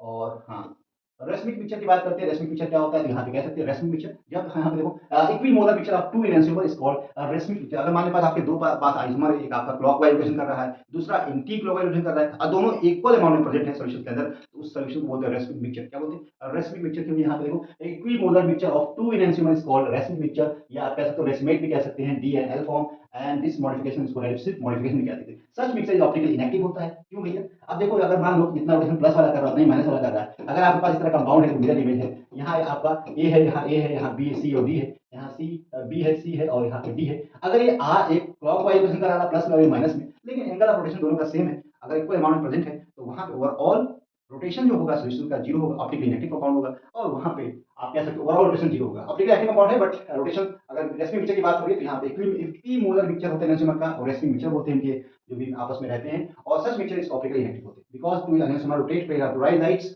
equally opposite direction, okay, and cancel each other to rotations. And finally this phenomenon is called external compensation बोलते हैं। क्या बोलते हैं इसको? एक्सटर्नल कंपनसेशन भी बोलते हैं, क्योंकि यहाँ पे एक दूसरे के रोटेशन को कैंसिल करता है। लेकिन इंटरनल कंपनसेशन किसे बोलते हैं? अगर मान लो कि कोई पास आपके पास कोई मॉलिक्यूल्स है, यहाँ ये है, यहाँ ये बी और सी है, तो यहाँ पे जो मॉलिक्यूल होगा इसको हाथ में कर रहा है, दूसरे की मिरर इमेज है, लेकिन यहाँ आर घूमेगा और यहाँ पे एस, यहाँ पे क्लॉकवाइज, यहाँ पे एंटी क्लॉकवाइज, उस कंडीशन में रोटेशन यहाँ पे जो कैंसिल हो रहा है उसको इंटरनल कंपनसेशन बोलते हैं, जो कि ऑप्टिकली इनेक्टिव होता है। इसको मीजो कंपाउंड बोलते हैं। याद है मीजो कंपाउंड? ओके, तो चलो थोड़ा और आगे बढ़ जाते हैं। तो एस्मिक पिक्चर समझ में आया? ठीक है, ये आपको पढ़ना नहीं है, थोड़ा सा एडवांस हो जाएगा, आप कैसे में आ जाओगे, सर बहुत सारी पढ़ाते हैं। ठीक है, optical activity of compound containing two कायल सेंटर। अगर दो कायल सेंटर है तो वहां पे भी मॉलिक्यूल ऑप्टिकल शो कर सकता है। यहाँ देखो, यहाँ अगर हम बात करें तो यहाँ पे ये जो स्ट्रक्चर है एक दूसरे के मिरर इमेज है, और मिरर इमेज होने की वजह से हम बोल सकते हैं पेयर ऑफ इनहेंसिमर होंगे जो आपस में मिरर इमेज है। दो स्ट्रक्चर, दो सेम फॉर्मूला है, लेकिन बस यहाँ पे स्पेस रोटेशन का फर्क है, और दो स्ट्रक्चर आपस में एक दूसरे के मिरर इमेज होने की वजह से यहाँ पे दोनों स्ट्रक्चर के बीच में जो इनहेंसिबल लिंक होगा, क्या होगा? यहाँ पे अगर बात करें तो यहाँ पे देखो, यहाँ पे जो क्या इसकी मिरर इमेज है, क्या बिल्कुल मिरर इमेज है, तो यहाँ पे इनहेंसिबल होगा। लेकिन अगर स्ट्रक्चर एक दूसरे के मिरर इमेज नहीं होते तो उनको बोलते हैं डायस्टीरियोमर बोलते हैं। क्या बोलते हैं? डायस्टीरियोमर। ओके, चलिए यहाँ पे देखिए, यहाँ पे दिया हुआ है डायस्टीरियोमर क्या होता है। देखिए, अगर हम बात करते हैं डायस्ट्रोमर के बारे में, बात करते हैं कि आप समझोगे कि जब दो स्ट्रक्चर आपस में मिरर इमेज नहीं होंगे उनको हम डायस्ट्रोमर बोलेंगे, अगर मिरर इमेज है तो उनको हम इनहेंसिबल बोलेंगे। बहुत सिंपल बात है। तो अगर इसको समझना है, देखो यहाँ आप समझ सकते हो। अगर यहाँ देखो, अगर हम देखें तो एक दूसरे की मिरर इमेज है, क्या बिल्कुल मिरर में वेज है, वेज है, ये मिरर इमेज है, तो आपस में हम कह सकते हैं यहाँ पे प्लेन ऑफ सिमेट्री यहाँ प्रेजेंट है, ये कंपाउंड मीजो कंपाउंड होगा, और यहाँ पे दोनों आपस में मिरर इमेज है, ये इनहेंसिबल कराएंगे। ओके, लेकिन अगर मिरर इमेज नहीं है तो हम उसको बोलते हैं डायस्ट्रोमर। यहाँ पे देखो प्लेन ऑफ सिमेट्री, इस कंपाउंड को मीजो कंपाउंड बोलते हैं। बहुत इंपॉर्टेंट, मीजो कंपाउंड है, आप रोटेशन जीरो होता है, ऑप्टिकल एक्टिव कंपाउंड इनके पास कायल सेंटर है, लेकिन ऑप्टिकल रोटेशन जीरो होता है ड्यू टू इंटरनल कंपोजिशन। यहाँ पे जो रोटेशन होगा क्लॉकवाइज, यहाँ पे anti clockwise, same angle of rotation होता है, बस प्लस और माइनस का होता है, इसकी वजह से इसको कैंसिल आउट करेंगे और वहाँ पे रोटेशन जीरो हो जाएगा। तो यहाँ पे हम बोल सकते हैं मीजो कंपाउंड्स, और यहाँ पे भी meso compound plane of symmetry है, यहाँ भी meso compound plane of symmetry, क्योंकि जो जिस प्लेन हम काट रहे हैं दो इक्वल हाफ में और दूसरे मिरर इमेज है, that compound is called meso compound, जो कि इंपॉर्टेंट है, जो एग्जाम में पूछा जा सकता है। Which of the following pair है डायस्ट्रोमर? डायस्ट्रोमर की बात करते हैं, देखो ये मिरर इमेज है, क्या मिरर इमेज है तो ये इनहेंसिमर होगा। यहाँ देखो ये भी मिरर इमेज है, अब इस स्ट्रक्चर में देखो ना, ये क्या मिरर इमेज है? मिरर इमेज है भाई, वेज है, एकदम पास पास में है, मिरर इमेज है। देखो इस स्ट्रक्चर में देखो, यहाँ पे एच है, यहाँ भी एच है, यहाँ वेज है, नहीं यही तो डायस्ट्रोमर है, यही तो डायस्ट्रोमर है, क्योंकि दो स्ट्रक्चर आपस में मिरर इमेज नहीं है, यहाँ पे वेज साइड में, यहाँ पे इसमें, तो यहाँ पे करीब होना चाहिए। मिरर इमेज का मतलब वेज जो इधर है वो यहाँ वेज इधर होना चाहिए, लेकिन नहीं है, तो यहाँ पे आपको डायस्ट्रोमर बोलेंगे। यहाँ पे हम कह सकते हैं ये आपके जो स्ट्रक्चर है ये आपके इनहेंसिमर है, यहाँ जो स्ट्रक्चर है भी मिरर इमेज है, यहाँ भी इनहेंसिमर होगा। तो जहाँ पे मिरर इमेज होगा एक दूसरे का, उसको हम इनहेंसिमर बोलते हैं। Pair are not mirror image, कहाँ पे?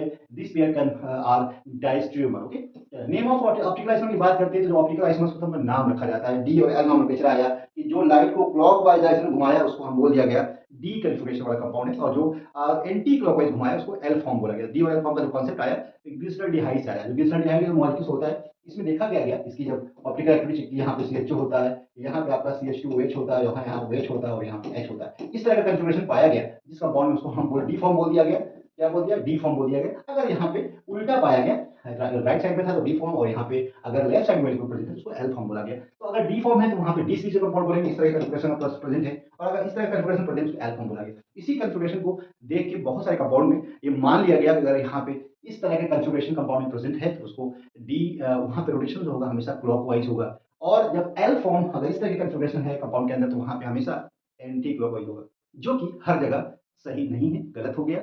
और इसलिए नया नॉमेनक्लेचर आया जिसको बोलते हैं एब्सोल्यूट नॉमेनक्लेचर, जिसमें आप आरएस कन्फिगरेशन आता है, यहाँ पे डीएल नॉमेनक्लेचर है। आरएस कन्फिगरेशन में क्या है कि कंफ्यूजन नहीं है, अगर हमने आर एस कन्फिगरेशन कर दिया और अगर आर निकाला तो क्लॉकवाइज रोटेशन होगा, अगर एस निकाला तो एस एंटी क्लॉकवाइज होगा, वहां पे कोई दिक्कत नहीं, जो कन्फिगरेशन निकल के आएगी वही रोटेशन होगा।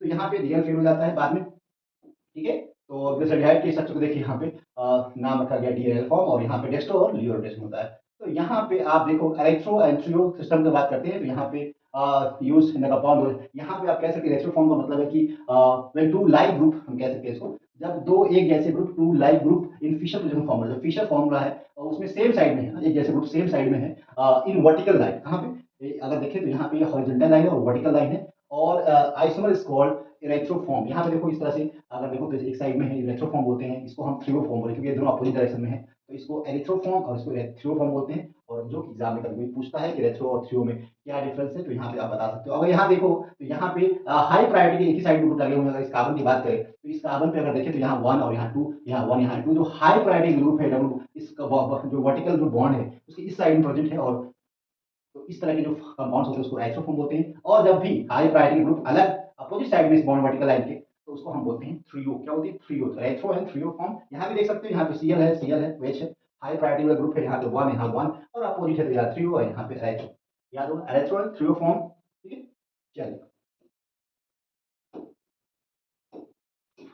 चलिए भैया आगे बढ़ते हैं और यहाँ पे हम जानने की कोशिश करेंगे फॉलोइंग कंपाउंड रेथ्रोफॉर्म। आप देख सकते हो रेथ्रोफॉर्म कौन सा है भाई, यहाँ देखिए आप देख लो भैया, ये क्या यहाँ 1 है और यहाँ 1 है नहीं है। यहाँ देखो 1 1 बिल्कुल है इस लाइन के थ्रू। यहाँ पे हाई प्रायोरिटी ग्रुप है, एटॉमिक नंबर जिसका ज्यादा है वो यहाँ एक साइड में है और यहाँ पे एरेथ्रो ये वाला शो करेगा, ना कि बाकी कोई करेगा। ठीक है जी, चलिए और हम अपनी स्टोरी को थोड़ा और आगे बढ़ाते हैं। और अब जो है हम बढ़ते हैं आरएस नॉर्मेटिव की तरफ, जो कि इंपॉर्टेंट है। इसमें बहुत सिंपल है, आपको करना क्या है कि यहाँ पे जो कार्बन है, यहाँ पे जो कार्बन है, यहाँ पे अगर आपके पास हाइड्रोजन है, सपोज करिए यहाँ पे अगर हाइड्रोजन है, यहाँ फ्लोरीन है, यहाँ क्लोरीन और यहाँ ब्रोमीन है, अगर इस तरह के एटम्स लगे हैं, ग्रुप लगे हुए हैं, तो हमें क्या करना है, एटॉमिक नंबर के आधार पर उनको नंबर देना है। अगर हम यहाँ 1 दे देते हैं, यहाँ पे अगर सबसे ज्यादा एटॉमिक नंबर उसका पहला नंबर देंगे, तो यहाँ पे सबसे ज्यादा एटॉमिक नंबर इसका है, दूसरी बार इसका है, उसके बाद हम इसको देंगे और लास्ट में जो सबसे ज्यादा छोटा होगा, सबसे कम एटॉमिक नंबर उसको लास्ट प्रायोरिटी होगी। अब क्या करना है, हमको 1 से 2 की तरफ जाना है, 2 से 3 की तरफ जाना है, 3 से हम 4 की तरफ जाना है। और जो भी रोटेशन मिलेगा 1 2 3, हम अगर हमें एंटी क्लॉकवाइज रोटेशन मिल रहा है तो हम इसको बोल देंगे आर एस बोलेंगे। अगर क्लॉकवाइज रोटेशन मिलता है हमको तो एस बोलते हैं। सॉरी,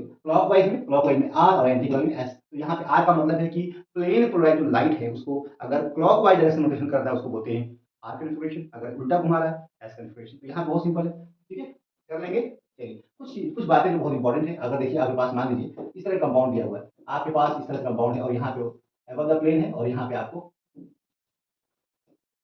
ठीक है, यहाँ पे आपको कंपाउंड दिया हुआ है, ये अबव द प्लेन है, ये बिलो द प्लेन है। और यहाँ पे हमेशा जो लोएस्ट प्रायोरिटी का ग्रुप होता है ना, जो इसका नंबर कम होता है उसको बिलो द प्लेन रखना है, क्या रखना है, बिलो द प्लेन, जो बहुत ही इंपॉर्टेंट है। यहाँ देखो अगर हमने माना कि यहाँ पे हाइड्रोजन रखा, यहाँ पे फ्लोरीन क्लोरीन ब्रोमीन जो भी है, लेकिन जो लोएस्ट प्रायोरिटी का ग्रुप है, फोर्थ पोजीशन का ग्रुप है, यहाँ 1 है, यहाँ पे आपका 2 है और यहाँ पे आपका 3 है। और ये जो है अगर नंबर 1 से 2 जाए, 2 से आप 3 जाए और 3 से आप 4 जाए, तो यहाँ पे आप देखो 1 से 2 1 से 2 1 से 2 कहाँ है, 1 से 2 इस तरह जाएंगे। अब जो भी रोटेशन आएगा वही रख देंगे। अगर एंटी क्लॉक है तो यहाँ पे एस बोलेंगे, लेकिन अगर यहाँ पे इस तरह से है एस का मतलब लियो रोटेटिंग मतलब नेगेटिव रोटेशन होगा यहाँ पे। लेकिन अगर मान लीजिए हाइड्रोजन जो है यहाँ पे अबव द प्लेन है और यहाँ पे जो हाईएस्ट प्रायोरिटी ग्रुप है, मान लो कि यहाँ पे आयोडीन हो गया और यहाँ पे क्लोरीन और यहाँ पे क्लोरीन, इस कंडीशन में अगर हम देखें रोटेशन की बात करते हैं तो यहाँ पे एग्जैक्ट कन्फिगरेशन क्या होगी, कैसे निकालोगे। तो सिंपल क्या है कि हमें यहाँ पे डबल चेंज करना पड़ेगा, इसको यहाँ लाना पड़ेगा, फिर इसको यहाँ और यहाँ, उसके बाद जब चेंज करोगे तो जो कन्फिगरेशन वहां आई है वही कन्फिगरेशन यहाँ भी आएगी। तो करना कुछ नहीं, ट्रिक ऐसा इसका है कि हम पहले नंबर दे देंगे, यहाँ पे आप 1 देंगे, यहाँ पे आप 2 देंगे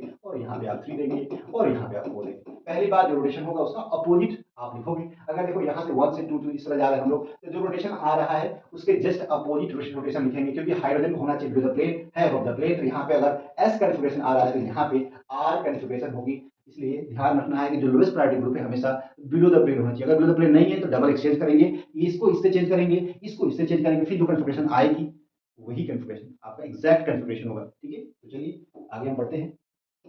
तो आरएस कन्फिगरेशन निकालने का सही तरीका क्या है, पहले हम नंबर दे देंगे, यहाँ पे देखिए नंबर दे दिया है एटॉमिक नंबर के आधार पे, और यहाँ पे फिर हम 1 2 3 काउंट करेंगे। और जो आपका यहाँ पे अगर हम बात करते हैं कार्बन एंड ऑक्सीजन, तो सबसे ज्यादा प्रायोरिटी आपको जो हाई एटॉमिक नंबर को पहले देंगे। इस तरह से रोटेशन कराएंगे, जो भी रोटेशन आएगा क्लॉकवाइज में या एंटी क्लॉकवाइज में वही आपका एग्जैक्ट कन्फिगरेशन होगा। लेकिन ध्यान देना है फ्लाइंग वेज में अगर lowest priority group below the plane है तब तो जो रोटेशन है वही एग्जैक्ट रोटेशन होगी। लेकिन अगर अबव द प्लेन है लोएस्ट प्रायोरिटी ग्रुप, उस कंडीशन में जो रोटेशन आ रहा है उसका जस्ट रिवर्स रोटेशन होगा, एग्जैक्ट कन्फिगरेशन। अगर आपको ये बात याद आ गई तो हम लोग आगे बढ़ते हैं।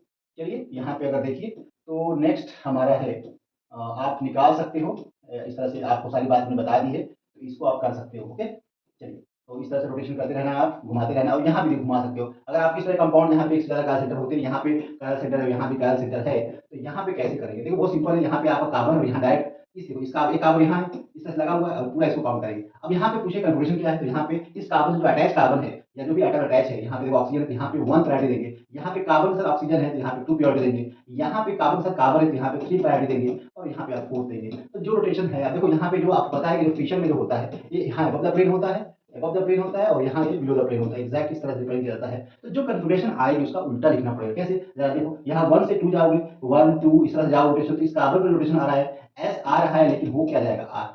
ओके, क्यों आर हो जाएगा? आपको बताया था मैंने कि जो लोएस्ट प्रायोरिटी है उसको बिलो द प्लेन होना चाहिए, लेकिन है कहाँ? अबव द प्लेन है। ये जो बॉन्ड है अबव द प्लेन है, इसलिए जो रोटेशन यहाँ आ रहा है उसका जस्ट रिवर्स रोटेशन लिखना पड़ेगा। जब भी हाइड्रोजन जो लोएस्ट प्रायोरिटी ग्रुप इस लाइन पे अगर होता है, उस कंडीशन में आपका रोटेशन, तो ज्यादातर हाइड्रोजन इस लाइन पे होता है, इसलिए आपका रोटेशन उल्टा होगा। अब यहाँ पे देखो, यस आ रहा है लेकिन आर हो जाएगा रोटेशन। अब यहाँ देखो, यहाँ पे 1, यहाँ पे 2 और यहाँ पे 3, पूरे को 3 मान लेंगे और इसको 4 मान लेंगे। तो यहाँ जो 1 से 2 इस तरह से एस आ रहा है, लेकिन यहाँ जो कन्फिगरेशन आर होगी, तो हम कह सकते हैं यहाँ पे आपका आर कन्फिगरेशन यहाँ भी होगा, आर कन्फिगरेशन यहाँ भी होगा।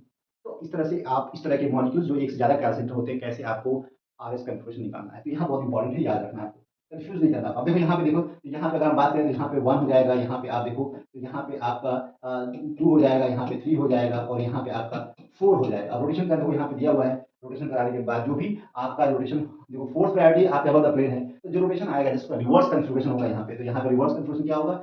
1 2 3 इस तरह से हो रहा है, एस हो रहा है, लेकिन इस कार्बन पे क्या हो जाएगा? आर कन्फिगरेशन होगा।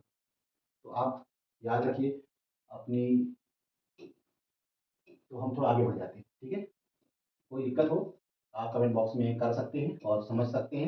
यहाँ देखिए वही बात जो लिखी है और बताया है, lowest priority below the plane है, जो कन्फिगरेशन होगी वही आपका एग्जैक्ट कन्फिगरेशन होगी अराउंड कार्बन। लेकिन यहाँ पे आपको करना क्या है, यहाँ देखिए जो लोवेस्ट प्रायोरिटी है वो अबव द प्लेन आ गई, तो यहाँ पे एक्सचेंज करेंगे। और एक्सचेंज कैसा होगा? देखो इसे एक्सचेंज कर लो और उसके बाद जो कन्फिगरेशन आएगी वही आपका एग्जैक्ट कन्फिगरेशन होगी। तो हमेशा हमें जो लोवेस्ट प्रायोरिटी है उसको बिलो द प्लेन रखना है। अगर नहीं है तो आप पहले देखो, सिंपली है आप कन्फिगरेशन दे दो, और अगर जो lowest priority below the plane above the plane हो गई, तो उसका जो कन्फिगरेशन आ रहा है उसका उल्टा रख दो या तो एक्सचेंज कर लो। तो यहाँ देखेंगे, यहाँ भी निकाल सकते हो, यहाँ पे क्या सेंटर है, यहाँ पे कन्फर्मेशन निकाल सकते हो, आरएस कन्फर्मेशन। तो आप बता दो ना, निकाल के देखो, यहाँ बता दो क्या कन्फर्मेशन होगी। देखो यहाँ पे कार्बन है, यहाँ पे, और यहाँ भी कार्बन है और यहाँ भी कार्बन है जी, यहाँ पे कार्बन है और यहाँ भी कार्बन है। तो नंबर अगर देना हो तो किसको दोगे? इस कार्बन पे डबल बॉन्ड लगा, इस कार्बन पे सिंगल बॉन्ड लगा हुआ है, तो हम यहाँ पे नंबर 1 की बात करेंगे, तो यहाँ नंबर 1 होगा, नंबर 2 हो जाएगा, नंबर 3 हो जाएगा और नंबर 4 हो जाएगा। Number 4 below the plane. तो हमें कुछ नहीं करना, क्या करना है? 1 से 2, 2 से 3, तो 1 कहाँ है? 1 यहाँ है, 1 2 3 इस तरह से आर हो रहा है कन्फिगरेशन, तो यहाँ पे आपका आर कन्फिगरेशन हो जाएगा। अगर यहाँ पे अबव द प्लेन होता तो यहाँ पे फिर कन्फिगरेशन आपकी कैसे करते? तो फिर आपको वहाँ पे कन्फ्यूजन होता, तो वहाँ पे कन्फिगरेशन, एग्जैक्ट कन्फिगरेशन कंपाउंड का आर होगा। ये जो कंपाउंड है ये लाइट को क्लॉक वाइज डायरेक्शन में घुमाएगा, ठीक है? चलिए, तो हम लोग बस खत्म की तरफ बढ़ रहे हैं। ये सारी चीजें जो आपको इम्पोर्टेंट, अब हम कुछ बात और करते हैं। ऑप्टिकल आइसोमेरिज्म जो होती है ड्यू टू बहुत सारे ऐसे कंपाउंड्स होते हैं, आइसोमर ऑप्टिकल आइसोमर शो करते हैं in compound containing no chiral centre, मतलब कायरल कवर नहीं है उसमें, कोई भी सेंटर ऐसा नहीं है जो कायरल सेंटर हो। तो वहां पे भी कुछ कंपाउंड्स होते हैं जो शो करते हैं ऑप्टिकल रोटेशन या ऑप्टिकल एक्टिविटी शो करते हैं, ठीक है? चलिए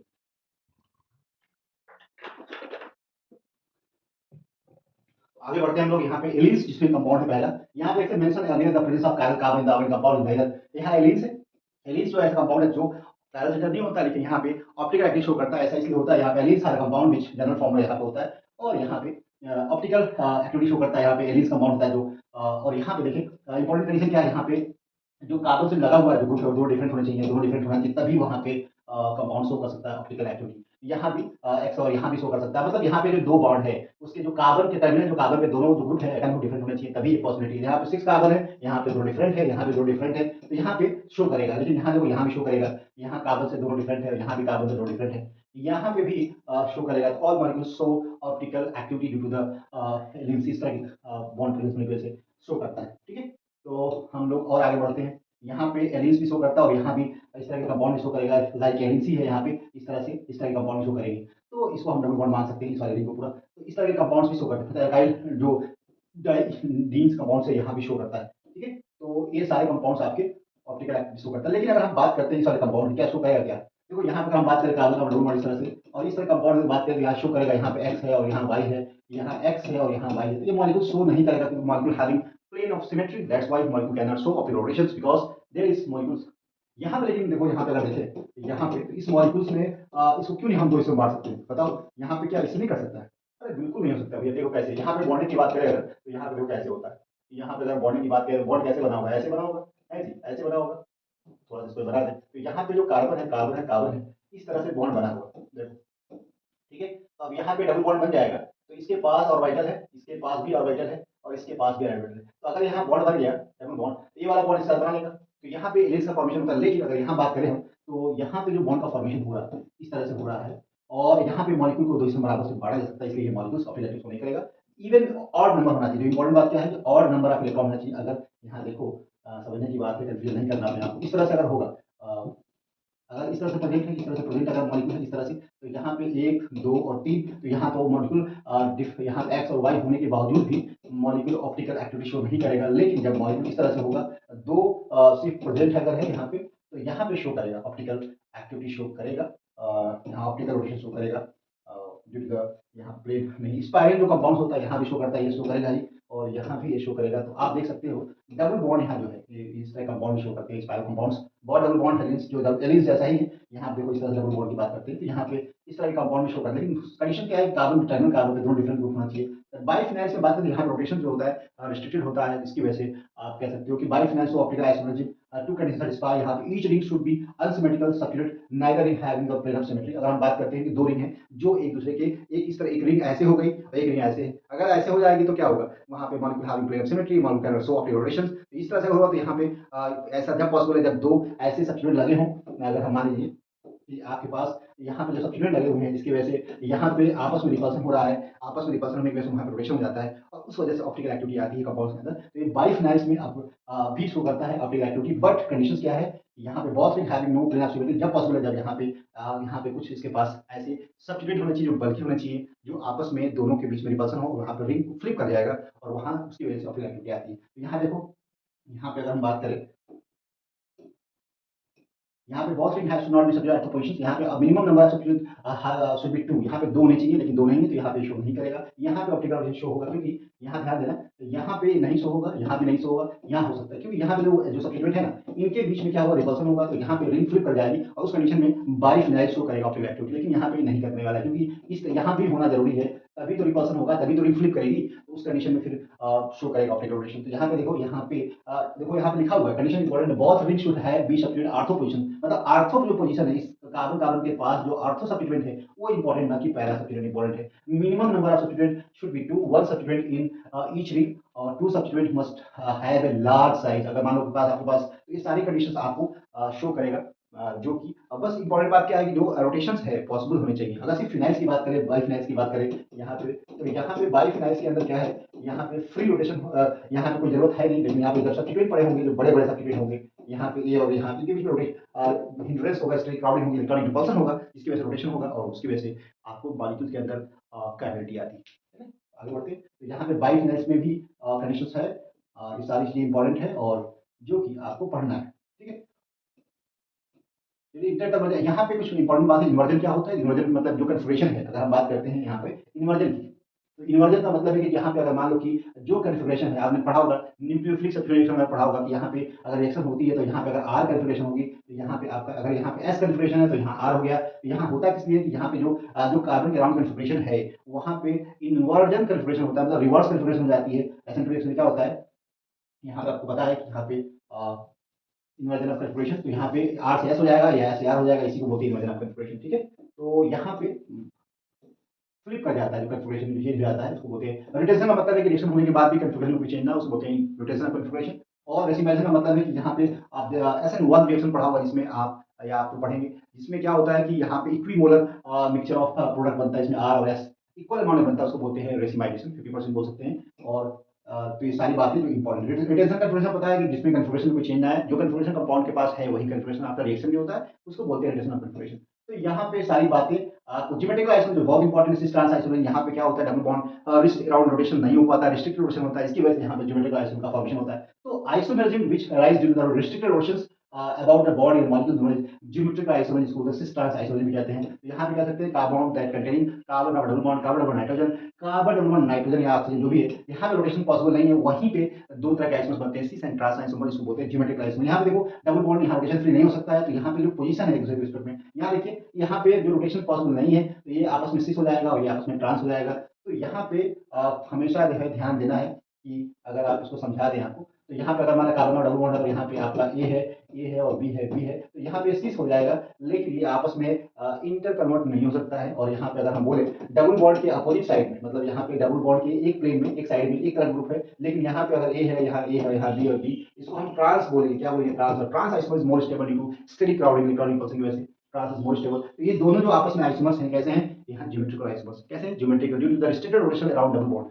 तो ये चीजें आपको याद रखनी है, जो कि आपके लिए इंपॉर्टेंट हो जाते हैं। बहुत सारे कंपाउंड इसमें सिस फॉर्म में डबल बॉन्ड के पास एक जैसे ग्रुप है और इधर आपका डिफरेंट ग्रुप है। इस तरह से आपको याद रखना है। सिस फॉर्म का मतलब है अगर आपको डबल बॉन्ड में एक जैसे ग्रुप एक साइड में है उसको सिस बोलते हैं, अपोजिट साइड में उसको ट्रांस बोलते हैं। यहाँ देखिए, अगर इसमें देखें यहाँ पे, तो यहाँ पे अलग अलग ग्रुप है। यहाँ पे हम प्रायोरिटी देंगे और हम देखें एक जैसे ग्रुप यहाँ है, ये दोनों यहाँ पे हाई प्रायोरिटी डबल एक साइड में सिस बोलेंगे, इसको ट्रांस बोलेंगे। ओके, तो इस तरह से सिस ट्रांस आइसोमेरिक कंबाइंडली आपका कह सकते हो आप ज्योमेट्रिकल। इजेड का मतलब होता है अगर मान लीजिए आपके पास सिमिलर ग्रुप नहीं है, कार्बन के पास डिफरेंट है, तो वहां पे आपको प्रायोरिटी देनी पड़ेगी डबल बॉन्ड के आसपास। अगर देखिए एक साइड पे, अगर देखिए एक कार्बन पे देखें, तो इस कार्बन पे अगर देखें तो एटॉमिक नंबर ज्यादा किसका है? आयोडीन का 1 है, इसको 2 नंबर देंगे। यहाँ देखिए तो यहाँ पे आप हम इसको 1 देंगे, इसको 2 देंगे। अब अगर नंबर देखें, दो नंबर डबल बॉन्ड एक साइड में जैसा है उसको हम सिस बोलेंगे, या इसको ई बोल सकते हैं। और इसको आप सॉरी क्या बोलते हैं? जेड का मतलब आप याद रखेंगे जुड़वा, जैसे सब्स्टिट्यूएंट या जैसे हाई प्रायोरिटी साइड में होते हैं उसको हम जेड कन्फर्मेशन बोलेंगे।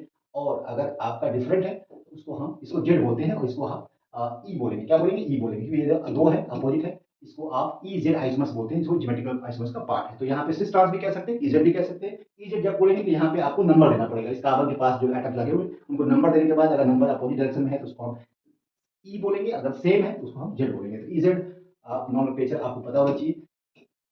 चलिए आगे हम लोग बढ़े, तो इस तरीके से क्वेश्चंस एग्जाम में पूछे जा सकते हैं। तो ऐसे नियर अबाउट हमें लगता है कि हम लोगों ने सारा।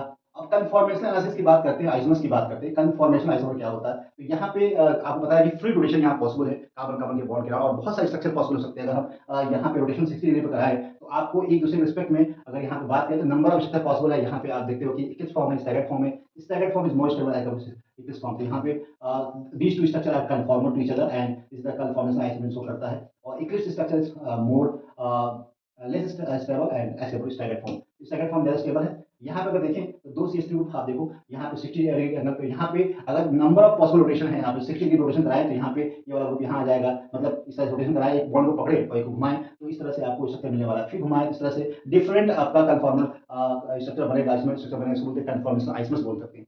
तो ये सारे स्ट्रक्चर बनेंगे। इसमें स्टेबिलिटी की बात करते हैं तो स्टैगर्ड जो स्ट्रक्चर होगा, जो बॉन्ड एंगल दो बॉन्ड के बीच में 60 डिग्री वो ज्यादा स्टेबल होगा, स्टैगर्ड होगा। और यहाँ पे गाउस फॉर्म बोलते हैं, जब दो CH3 आसपास होता है उसे गाउस फॉर्म बोलते हैं। जब दो CH3 दूसरे के 180 डिग्री बोलते हैं उसको एंटी फॉर्म बोलते हैं। और उसमें आप स्टैगर्ड फॉर्म बोलते हैं, इसको इक्लिप्स फॉर्म बोलते हैं, फुल्ली इक्लिप्स बोलेंगे। और यहाँ पे स्टैगर्ड में गाउस फॉर्म बोलेंगे। और यहाँ पे फुल्ली स्टैगर्ड का मतलब जब एंटी फॉर्म में होगा, जब दो बल्कि ग्रुप एक दूसरे के जस्ट एंटी फॉर्म में होंगे, एंटी होंगे। यहाँ पे एनर्जी की बात करते हैं तो यहाँ पे एनर्जी घटती बढ़ती है। जब भी आइसोमर्स में रोटेशन होगा तो यहाँ पे डिफरेंट एनर्जी है। लेकिन यहाँ पे इंपॉर्टेंट बात है, यहाँ पे देखिए इस आइसोमर्स की बात करते हैं तो यहाँ पे होता क्या है? हाइड्रोजन बॉन्डिंग जो है, आप यहाँ OH है और यहाँ OH है, ये बड़े बड़े ग्रुप है लेकिन 10 अपोजिट है। तो यहाँ पे नो इंटरमॉलिक्यूलर हाइड्रोजन बॉन्डिंग, इसकी वजह से स्ट्रक्चर जो है ज्यादा स्टेबल नहीं होगा। लेकिन यहाँ पे फंक्शनल, यहाँ पे स्ट्रक्चर ऐसे बना हुआ है इस तरह से है, और यहाँ पे ग्रुप बड़ा है, यहाँ पे ग्रुप, इनके बीच में रिपल्सन होगा। लेकिन ये चाहेगा कि हम जो है कन्वर्ट कर ले ऐसे, इस तरह से यहाँ आ जाए और इसका ग्रुप यहाँ आ जाए। तो इसकी वजह से ये स्टेबल ज्यादा होगा, क्योंकि यहाँ पे रिपल्सन इनके बीच में कम है, 180 डिग्री एंगल है यहाँ पे, लेकिन यहाँ पे 60 डिग्री है। लेकिन इनके बीच में हाइड्रोजन बॉन्डिंग की वजह से फेवर करेगा इस स्ट्रक्चर को, जो ज्यादा स्टेबल होगा एज कम्पेयर टू इस स्ट्रक्चर। तो यहाँ पे ज्यादा स्टेबल होगा क्योंकि इंटरमॉलिक्यूलर हाइड्रोजन बॉन्डिंग जो कि स्टेबिलिटी बढ़ा देता है, इसलिए ये ज्यादा स्टेबल होता है। तो यहाँ पे ट्रिप्स और स्टैगर्ड की बात करते हैं तो staggered form always more stable, लेकिन कंडीशन होती है कि वहाँ पे जब हाइड्रोजन बॉन्डिंग होती है उस कंडीशन में स्टेबिलिटी जो होती है बदल जाएगी। वहाँ पे हमेशा जहाँ पे हाइड्रोजन बॉन्डिंग, यहाँ पे गाउच की बात करते हैं तो जब दो बल्कि ग्रुप आस पास होते हैं 60 डिग्री के एंगल पे होते हैं, उसका फॉर्म होते हैं गाउस फॉर्म। और यहाँ पे आप देखते हैं गाउस फॉर्म है स्ट्रक्चर का, क्योंकि यहाँ पे दो बल्कि ग्रुप एक दूसरे के 60 डिग्री पे हैं, इसको बोलते हैं गाउस फॉर्म। तो यहाँ पे हाइड्रोजन बॉन्डिंग वजह से स्टेबिलिटी बढ़ जाती है। एंटी फॉर्म होते हैं इसको, यहाँ पे डाइपोल डाइपोल इंटरेक्शन होता है, यहाँ पे इंटरेक्शन हो रहा है जिसकी वजह से स्टेबल स्ट्रक्चर है और यहाँ पे लेस स्टेबल स्ट्रक्चर है। चलिए ठीक है, और हम देखें यहाँ पे यहाँ पे एक और इम्पोर्टेंट बात है। अगर देखें स्टेबिलिटी ऑफ साइक्लोहेक्सेन की बात करते हैं तो आपको पता है कि रिंग स्ट्रेन कम होता है। जैसे यहाँ बात करते हैं साइक्लोप्रोपेन में, जैसे से आप यहाँ पे आगे बढ़ेंगे तो रिंग स्ट्रेन होगा कम होगा। स्टेबिलिटी जो है आप जो एंगल स्ट्रेन होता है वो डायरेक्टली प्रोपोर्शनल टू यहाँ पे इनर एंगल होता है, या आप कह सकते हैं स्टेबिलिटी बढ़ती है जब आपका इनर एंगल जो है आपका बढ़ता है। तो यहाँ पे मैं आप जानते हो यहाँ पे स्ट्रेन बहुत सारा होता है, प्रॉपर ओवरलैपिंग नहीं हो पाती, और यहाँ पे जैसे जैसे यहाँ पे बॉन्ड एंगल बढ़ेगा उस स्टेबिलिटी उसकी बढ़ती है, और साइक्लोप्रोपेन बहुत स्टेबल स्ट्रक्चर होता है। इस तरह से आपको पढ़ना पड़ेगा थोड़ा सा, ठीक है। तो यहाँ पे अगर देखेंगे, अगर आपको स्ट्रक्चर बनाना है, which form is the trans 1,4 cyclohexane diol most stable, यहाँ पे अगर आपको बनाना है, यहाँ देखिए दो फॉर्म होती है साइक्लोहेक्सेन की बात करें अगर, तो साइक्लोहेक्सेन में अगर हम आपको थोड़ा सा यहाँ पे एक्सप्लेन करें, ठीक है। तो यहाँ देखिए अगर हम बात थोड़ा करते हैं साइक्लोहेक्सेन के बारे में बात करते हैं। साइक्लोहेक्सेन की बात करें तो साइक्लोहेक्सेन कंपाउंड है, और इसके अगर एग्जैक्ट स्ट्रक्चर की बात करते हैं तो दो फॉर्म में डिस्कस करता है, बोट फॉर्म में और आपको चेयर फॉर्म में। यहाँ पे आप देखो चेयर फॉर्म का मतलब ऐसे होता है ना, ये बोट फॉर्म है और ये आपका चेयर फॉर्म है, इस तरह से। तो इस तरह से जो दो आइसोमर्स, ये आपके कंफर्मेशन आइसोमर है, ये बोट फॉर्म है और ये आपका चेयर फॉर्म है। चेयर फॉर्म है ऑलवेज मोर स्टेबल। यहाँ पे जो हाइड्रोजन होता है, यहाँ जो हाइड्रोजन होता है इसके बीच में इलेक्ट्रॉनिक इंपल्सन और फ्लैट पोल इंपल्सन होता है, इसके स्टेबल नहीं होता है, ये स्टेबल होता है। यहाँ पे स्ट्रक्चर मोर स्टेबल होता है, और यहाँ पे जो तो बोट फॉर्म है, चेयर फॉर्म की बात करें, बहुत सारे हाफ चेयर भी आती है, ट्विस्ट बोट भी आती है, लेकिन स्टेबल स्ट्रक्चर वाले दो कंफर्मर आइसोमर जो होते हैं आपस में इंटरकन्वर्टेबल होते हैं, और यहाँ पे स्टेबिलिटी होती है हमेशा चेयर की ज्यादा होती है। अब यहाँ पे चेयर फॉर्म में भी जो क्या होता है, चेयर फॉर्म में भी यहाँ पे आपका यहाँ पे नीचे आता है और यहाँ पे ऊपर जाता है, और इस तरीके से यहाँ पे अगर देखें तो ऐसे जो है आपको स्ट्रक्चर बनता है। यहाँ भी आपको आपस में इंटरकन्वर्ट होता रहता है। अगर हम बात करें यहाँ पे जो हाइड्रोजन होता है, दो तरह के हाइड्रोजन होते हैं, एक अगर हम इसको एक्सियल बोले और इसको हम इक्वेटोरियल बोले, यहाँ भी आपका इस तरह से दो हाइड्रोजन होता है, एक्सियल इक्वेटोरियल यहाँ बोल सकते हैं इस तरह से, ओके। और यहाँ पे डिफरेंट स्ट्रक्चर होता है एक्सियल और इक्वेटोरियल। तो जब भी यहाँ पे जब फ्लिप करेगा, रिंग फ्लिप करेंगे साइक्लोहेक्सेन की, तो यहाँ पे जो एक्सियल पे होगा वो इक्वेटोरियल पे आ जाएगा, जो इक्वेटोरियल पे होगा एक्सियल पे चला जाएगा। तो इसको आपको याद रखना है, ठीक है। अब स्टेबिलिटी की बात करते हैं यहाँ पे। तो स्टेबिलिटी की बात करें, अगर आपके पास है यहाँ पे साइक्लोहेक्सेन दो CH3 यहाँ पे दो CH3 है, और जब भी आपको पता है कि अगर यहाँ पे सिस फॉर्म में है ना, ये सिस फॉर्म में है, इस तरह से सिस फॉर्म में है, तो ये ज्यादा स्टेबल होगी, क्योंकि यहाँ पे आपको पता है रिपल्सन होगा, सिस फॉर्म है। और यहाँ पे अगर ये दोनों आपस में ट्रांसफॉर्म में है, ट्रांसफॉर्म में, तो अगर इसको बनाना होगा, अगर साइक्लोहेक्सेन में बनाना है, इस तरह से फॉर्म में बनाना है, तो 1 और 2 पे देखना है, 1 और 2 पे आपको बनाना है। दोनों सिस फॉर्म में है, तो ये एक बॉन्ड है, या आपका जो है दूसरा बॉन्ड है, ठीक है। यहाँ पे एक बॉन्ड है और दूसरा बॉन्ड इस तरह से है। तो यहाँ पे आपको क्या देखना है, दो बॉन्ड अगर 1 और 2 पे देखना है, दोनों सिस कब होंगे। यहाँ पे अगर CH3 बना दे, यहाँ पे मान लो हाइड्रोजन है, यहाँ पे CH3 कह दे और यहाँ पे CH3 कह दे, इस बॉन्ड के रिस्पेक्ट में दोनों CH3 कैसे है, ट्रांस में है, कैसे ट्रांस में है, ये दोनों ट्रांस फॉर्म में है, तो हम कहते हैं इसका स्ट्रक्चर हो जाएगा। लेकिन अगर सिस बनाना है, सिस बनाना है तो कैसे बनाएंगे, सिस ऐसे बना देंगे, कैसे, यहाँ पे देखो आप एक हेक्सेल कर दो, दूसरा आपने क्या किया इस तरह के, तो ये वाले बॉन्ड और ये वाले बॉन्ड आपके कैसे सिस फॉर्म में, बताओ। यहाँ पे अगर ये है, यहाँ भी आपका मान लीजिए यहाँ पे CH3 है, सपोज करो यहाँ पे आपका CH3 है और यहाँ पे CH3 है, तो इस ये आपस में कैसे होंगे, सिस हो जाएंगे। यहाँ हाइड्रोजन है मान लो, और यहाँ पे आपका हाइड्रोजन है, तो यहाँ पे दो आपस में ट्रांस होंगे और ये वाले आपस में सिस हो जाएंगे। यहाँ जो बॉन्ड है और ये बॉन्ड आपस में सिस है, तो इस तरीके से अगर बनाना होगा तो ये जो सिस फॉर्म जो है आपका, ये ट्रांस फॉर्म है, और ये आपका क्या है, ये सिस फॉर्म है। तो सिस और ट्रांस बनाने के लिए कभी भी आता है, तो इसमें ज़्यादा कंफ्यूज नहीं होना है, आप बना सकते हो। अगर आपके पास इस तरह से स्ट्रक्चर दिया हुआ है,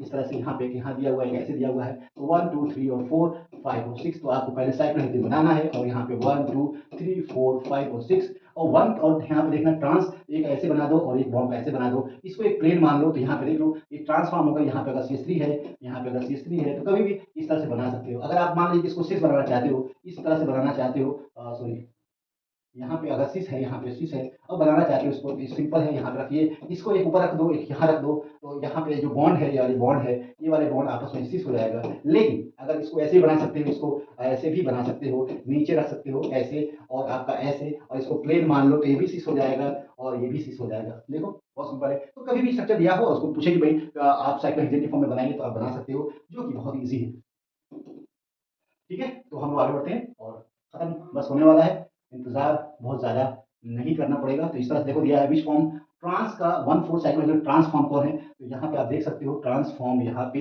ये सिस फॉर्म है, इस बॉन्ड के रिस्पेक्ट में दो बॉन्ड ऐसे है तो ये सिस हो जाएगा। ये जो है इस बॉन्ड के रिस्पेक्ट में ये ट्रांस में है, ये ट्रांस हो जाएगा। और आपको पता है कि यहाँ पे जो स्टेबल स्ट्रक्चर होता है, आपको पता है मोस्ट स्टेबल स्ट्रक्चर कौन सा है, ये वाला है, और ये वाला स्टेबल नहीं है, और ट्रांसफॉर्म यही है और ना कि दूसरा है। तो बोथ फॉर्म तो स्टेबल होता ही नहीं, यहाँ सबसे स्टेबल चेयर फॉर्म होती है, चेयर फॉर्म में भी ट्रांसफॉर्म मोस्ट स्टेबल होती है as compare to cis form. तो यहाँ पे कंफर्मेशन ऑफ साइक्लोहेक्सेन की हम बात कर चुके हैं, और डिफरेंट कंफर्मेशन बन सकता है। यहाँ पे अगर हम बात करें कंफर्मेशन ऑफ साइक्लोहेक्सेन, तो यहाँ पे आप बताया इस तरह से चेयर साइक्लोहेक्सेन का स्ट्रक्चर है, और इस न्यूमैन में अगर बनाना है तो ये आपका स्टैगर्ड फॉर्म है, और ये वाला जो स्ट्रक्चर है आपका, यहाँ पे फ्लिप करेगा तो बॉन्ड जो चेंज होता है फ्लैगपॉल हाइड्रोजन रिपल्शन होता है बोट कन्फर्मेशन में, वही आपका इस इक्लिप्स कन्फर्मेशन इसी का यहाँ पे न्यूमेरिक फॉर्मूला है जो आपका इक्लिप्स कंडीशन में जो बहुत अनस्टेबल है यहाँ पे, क्योंकि हाइड्रोजन हाइड्रोजन रिपल्शन ज़्यादा होता है।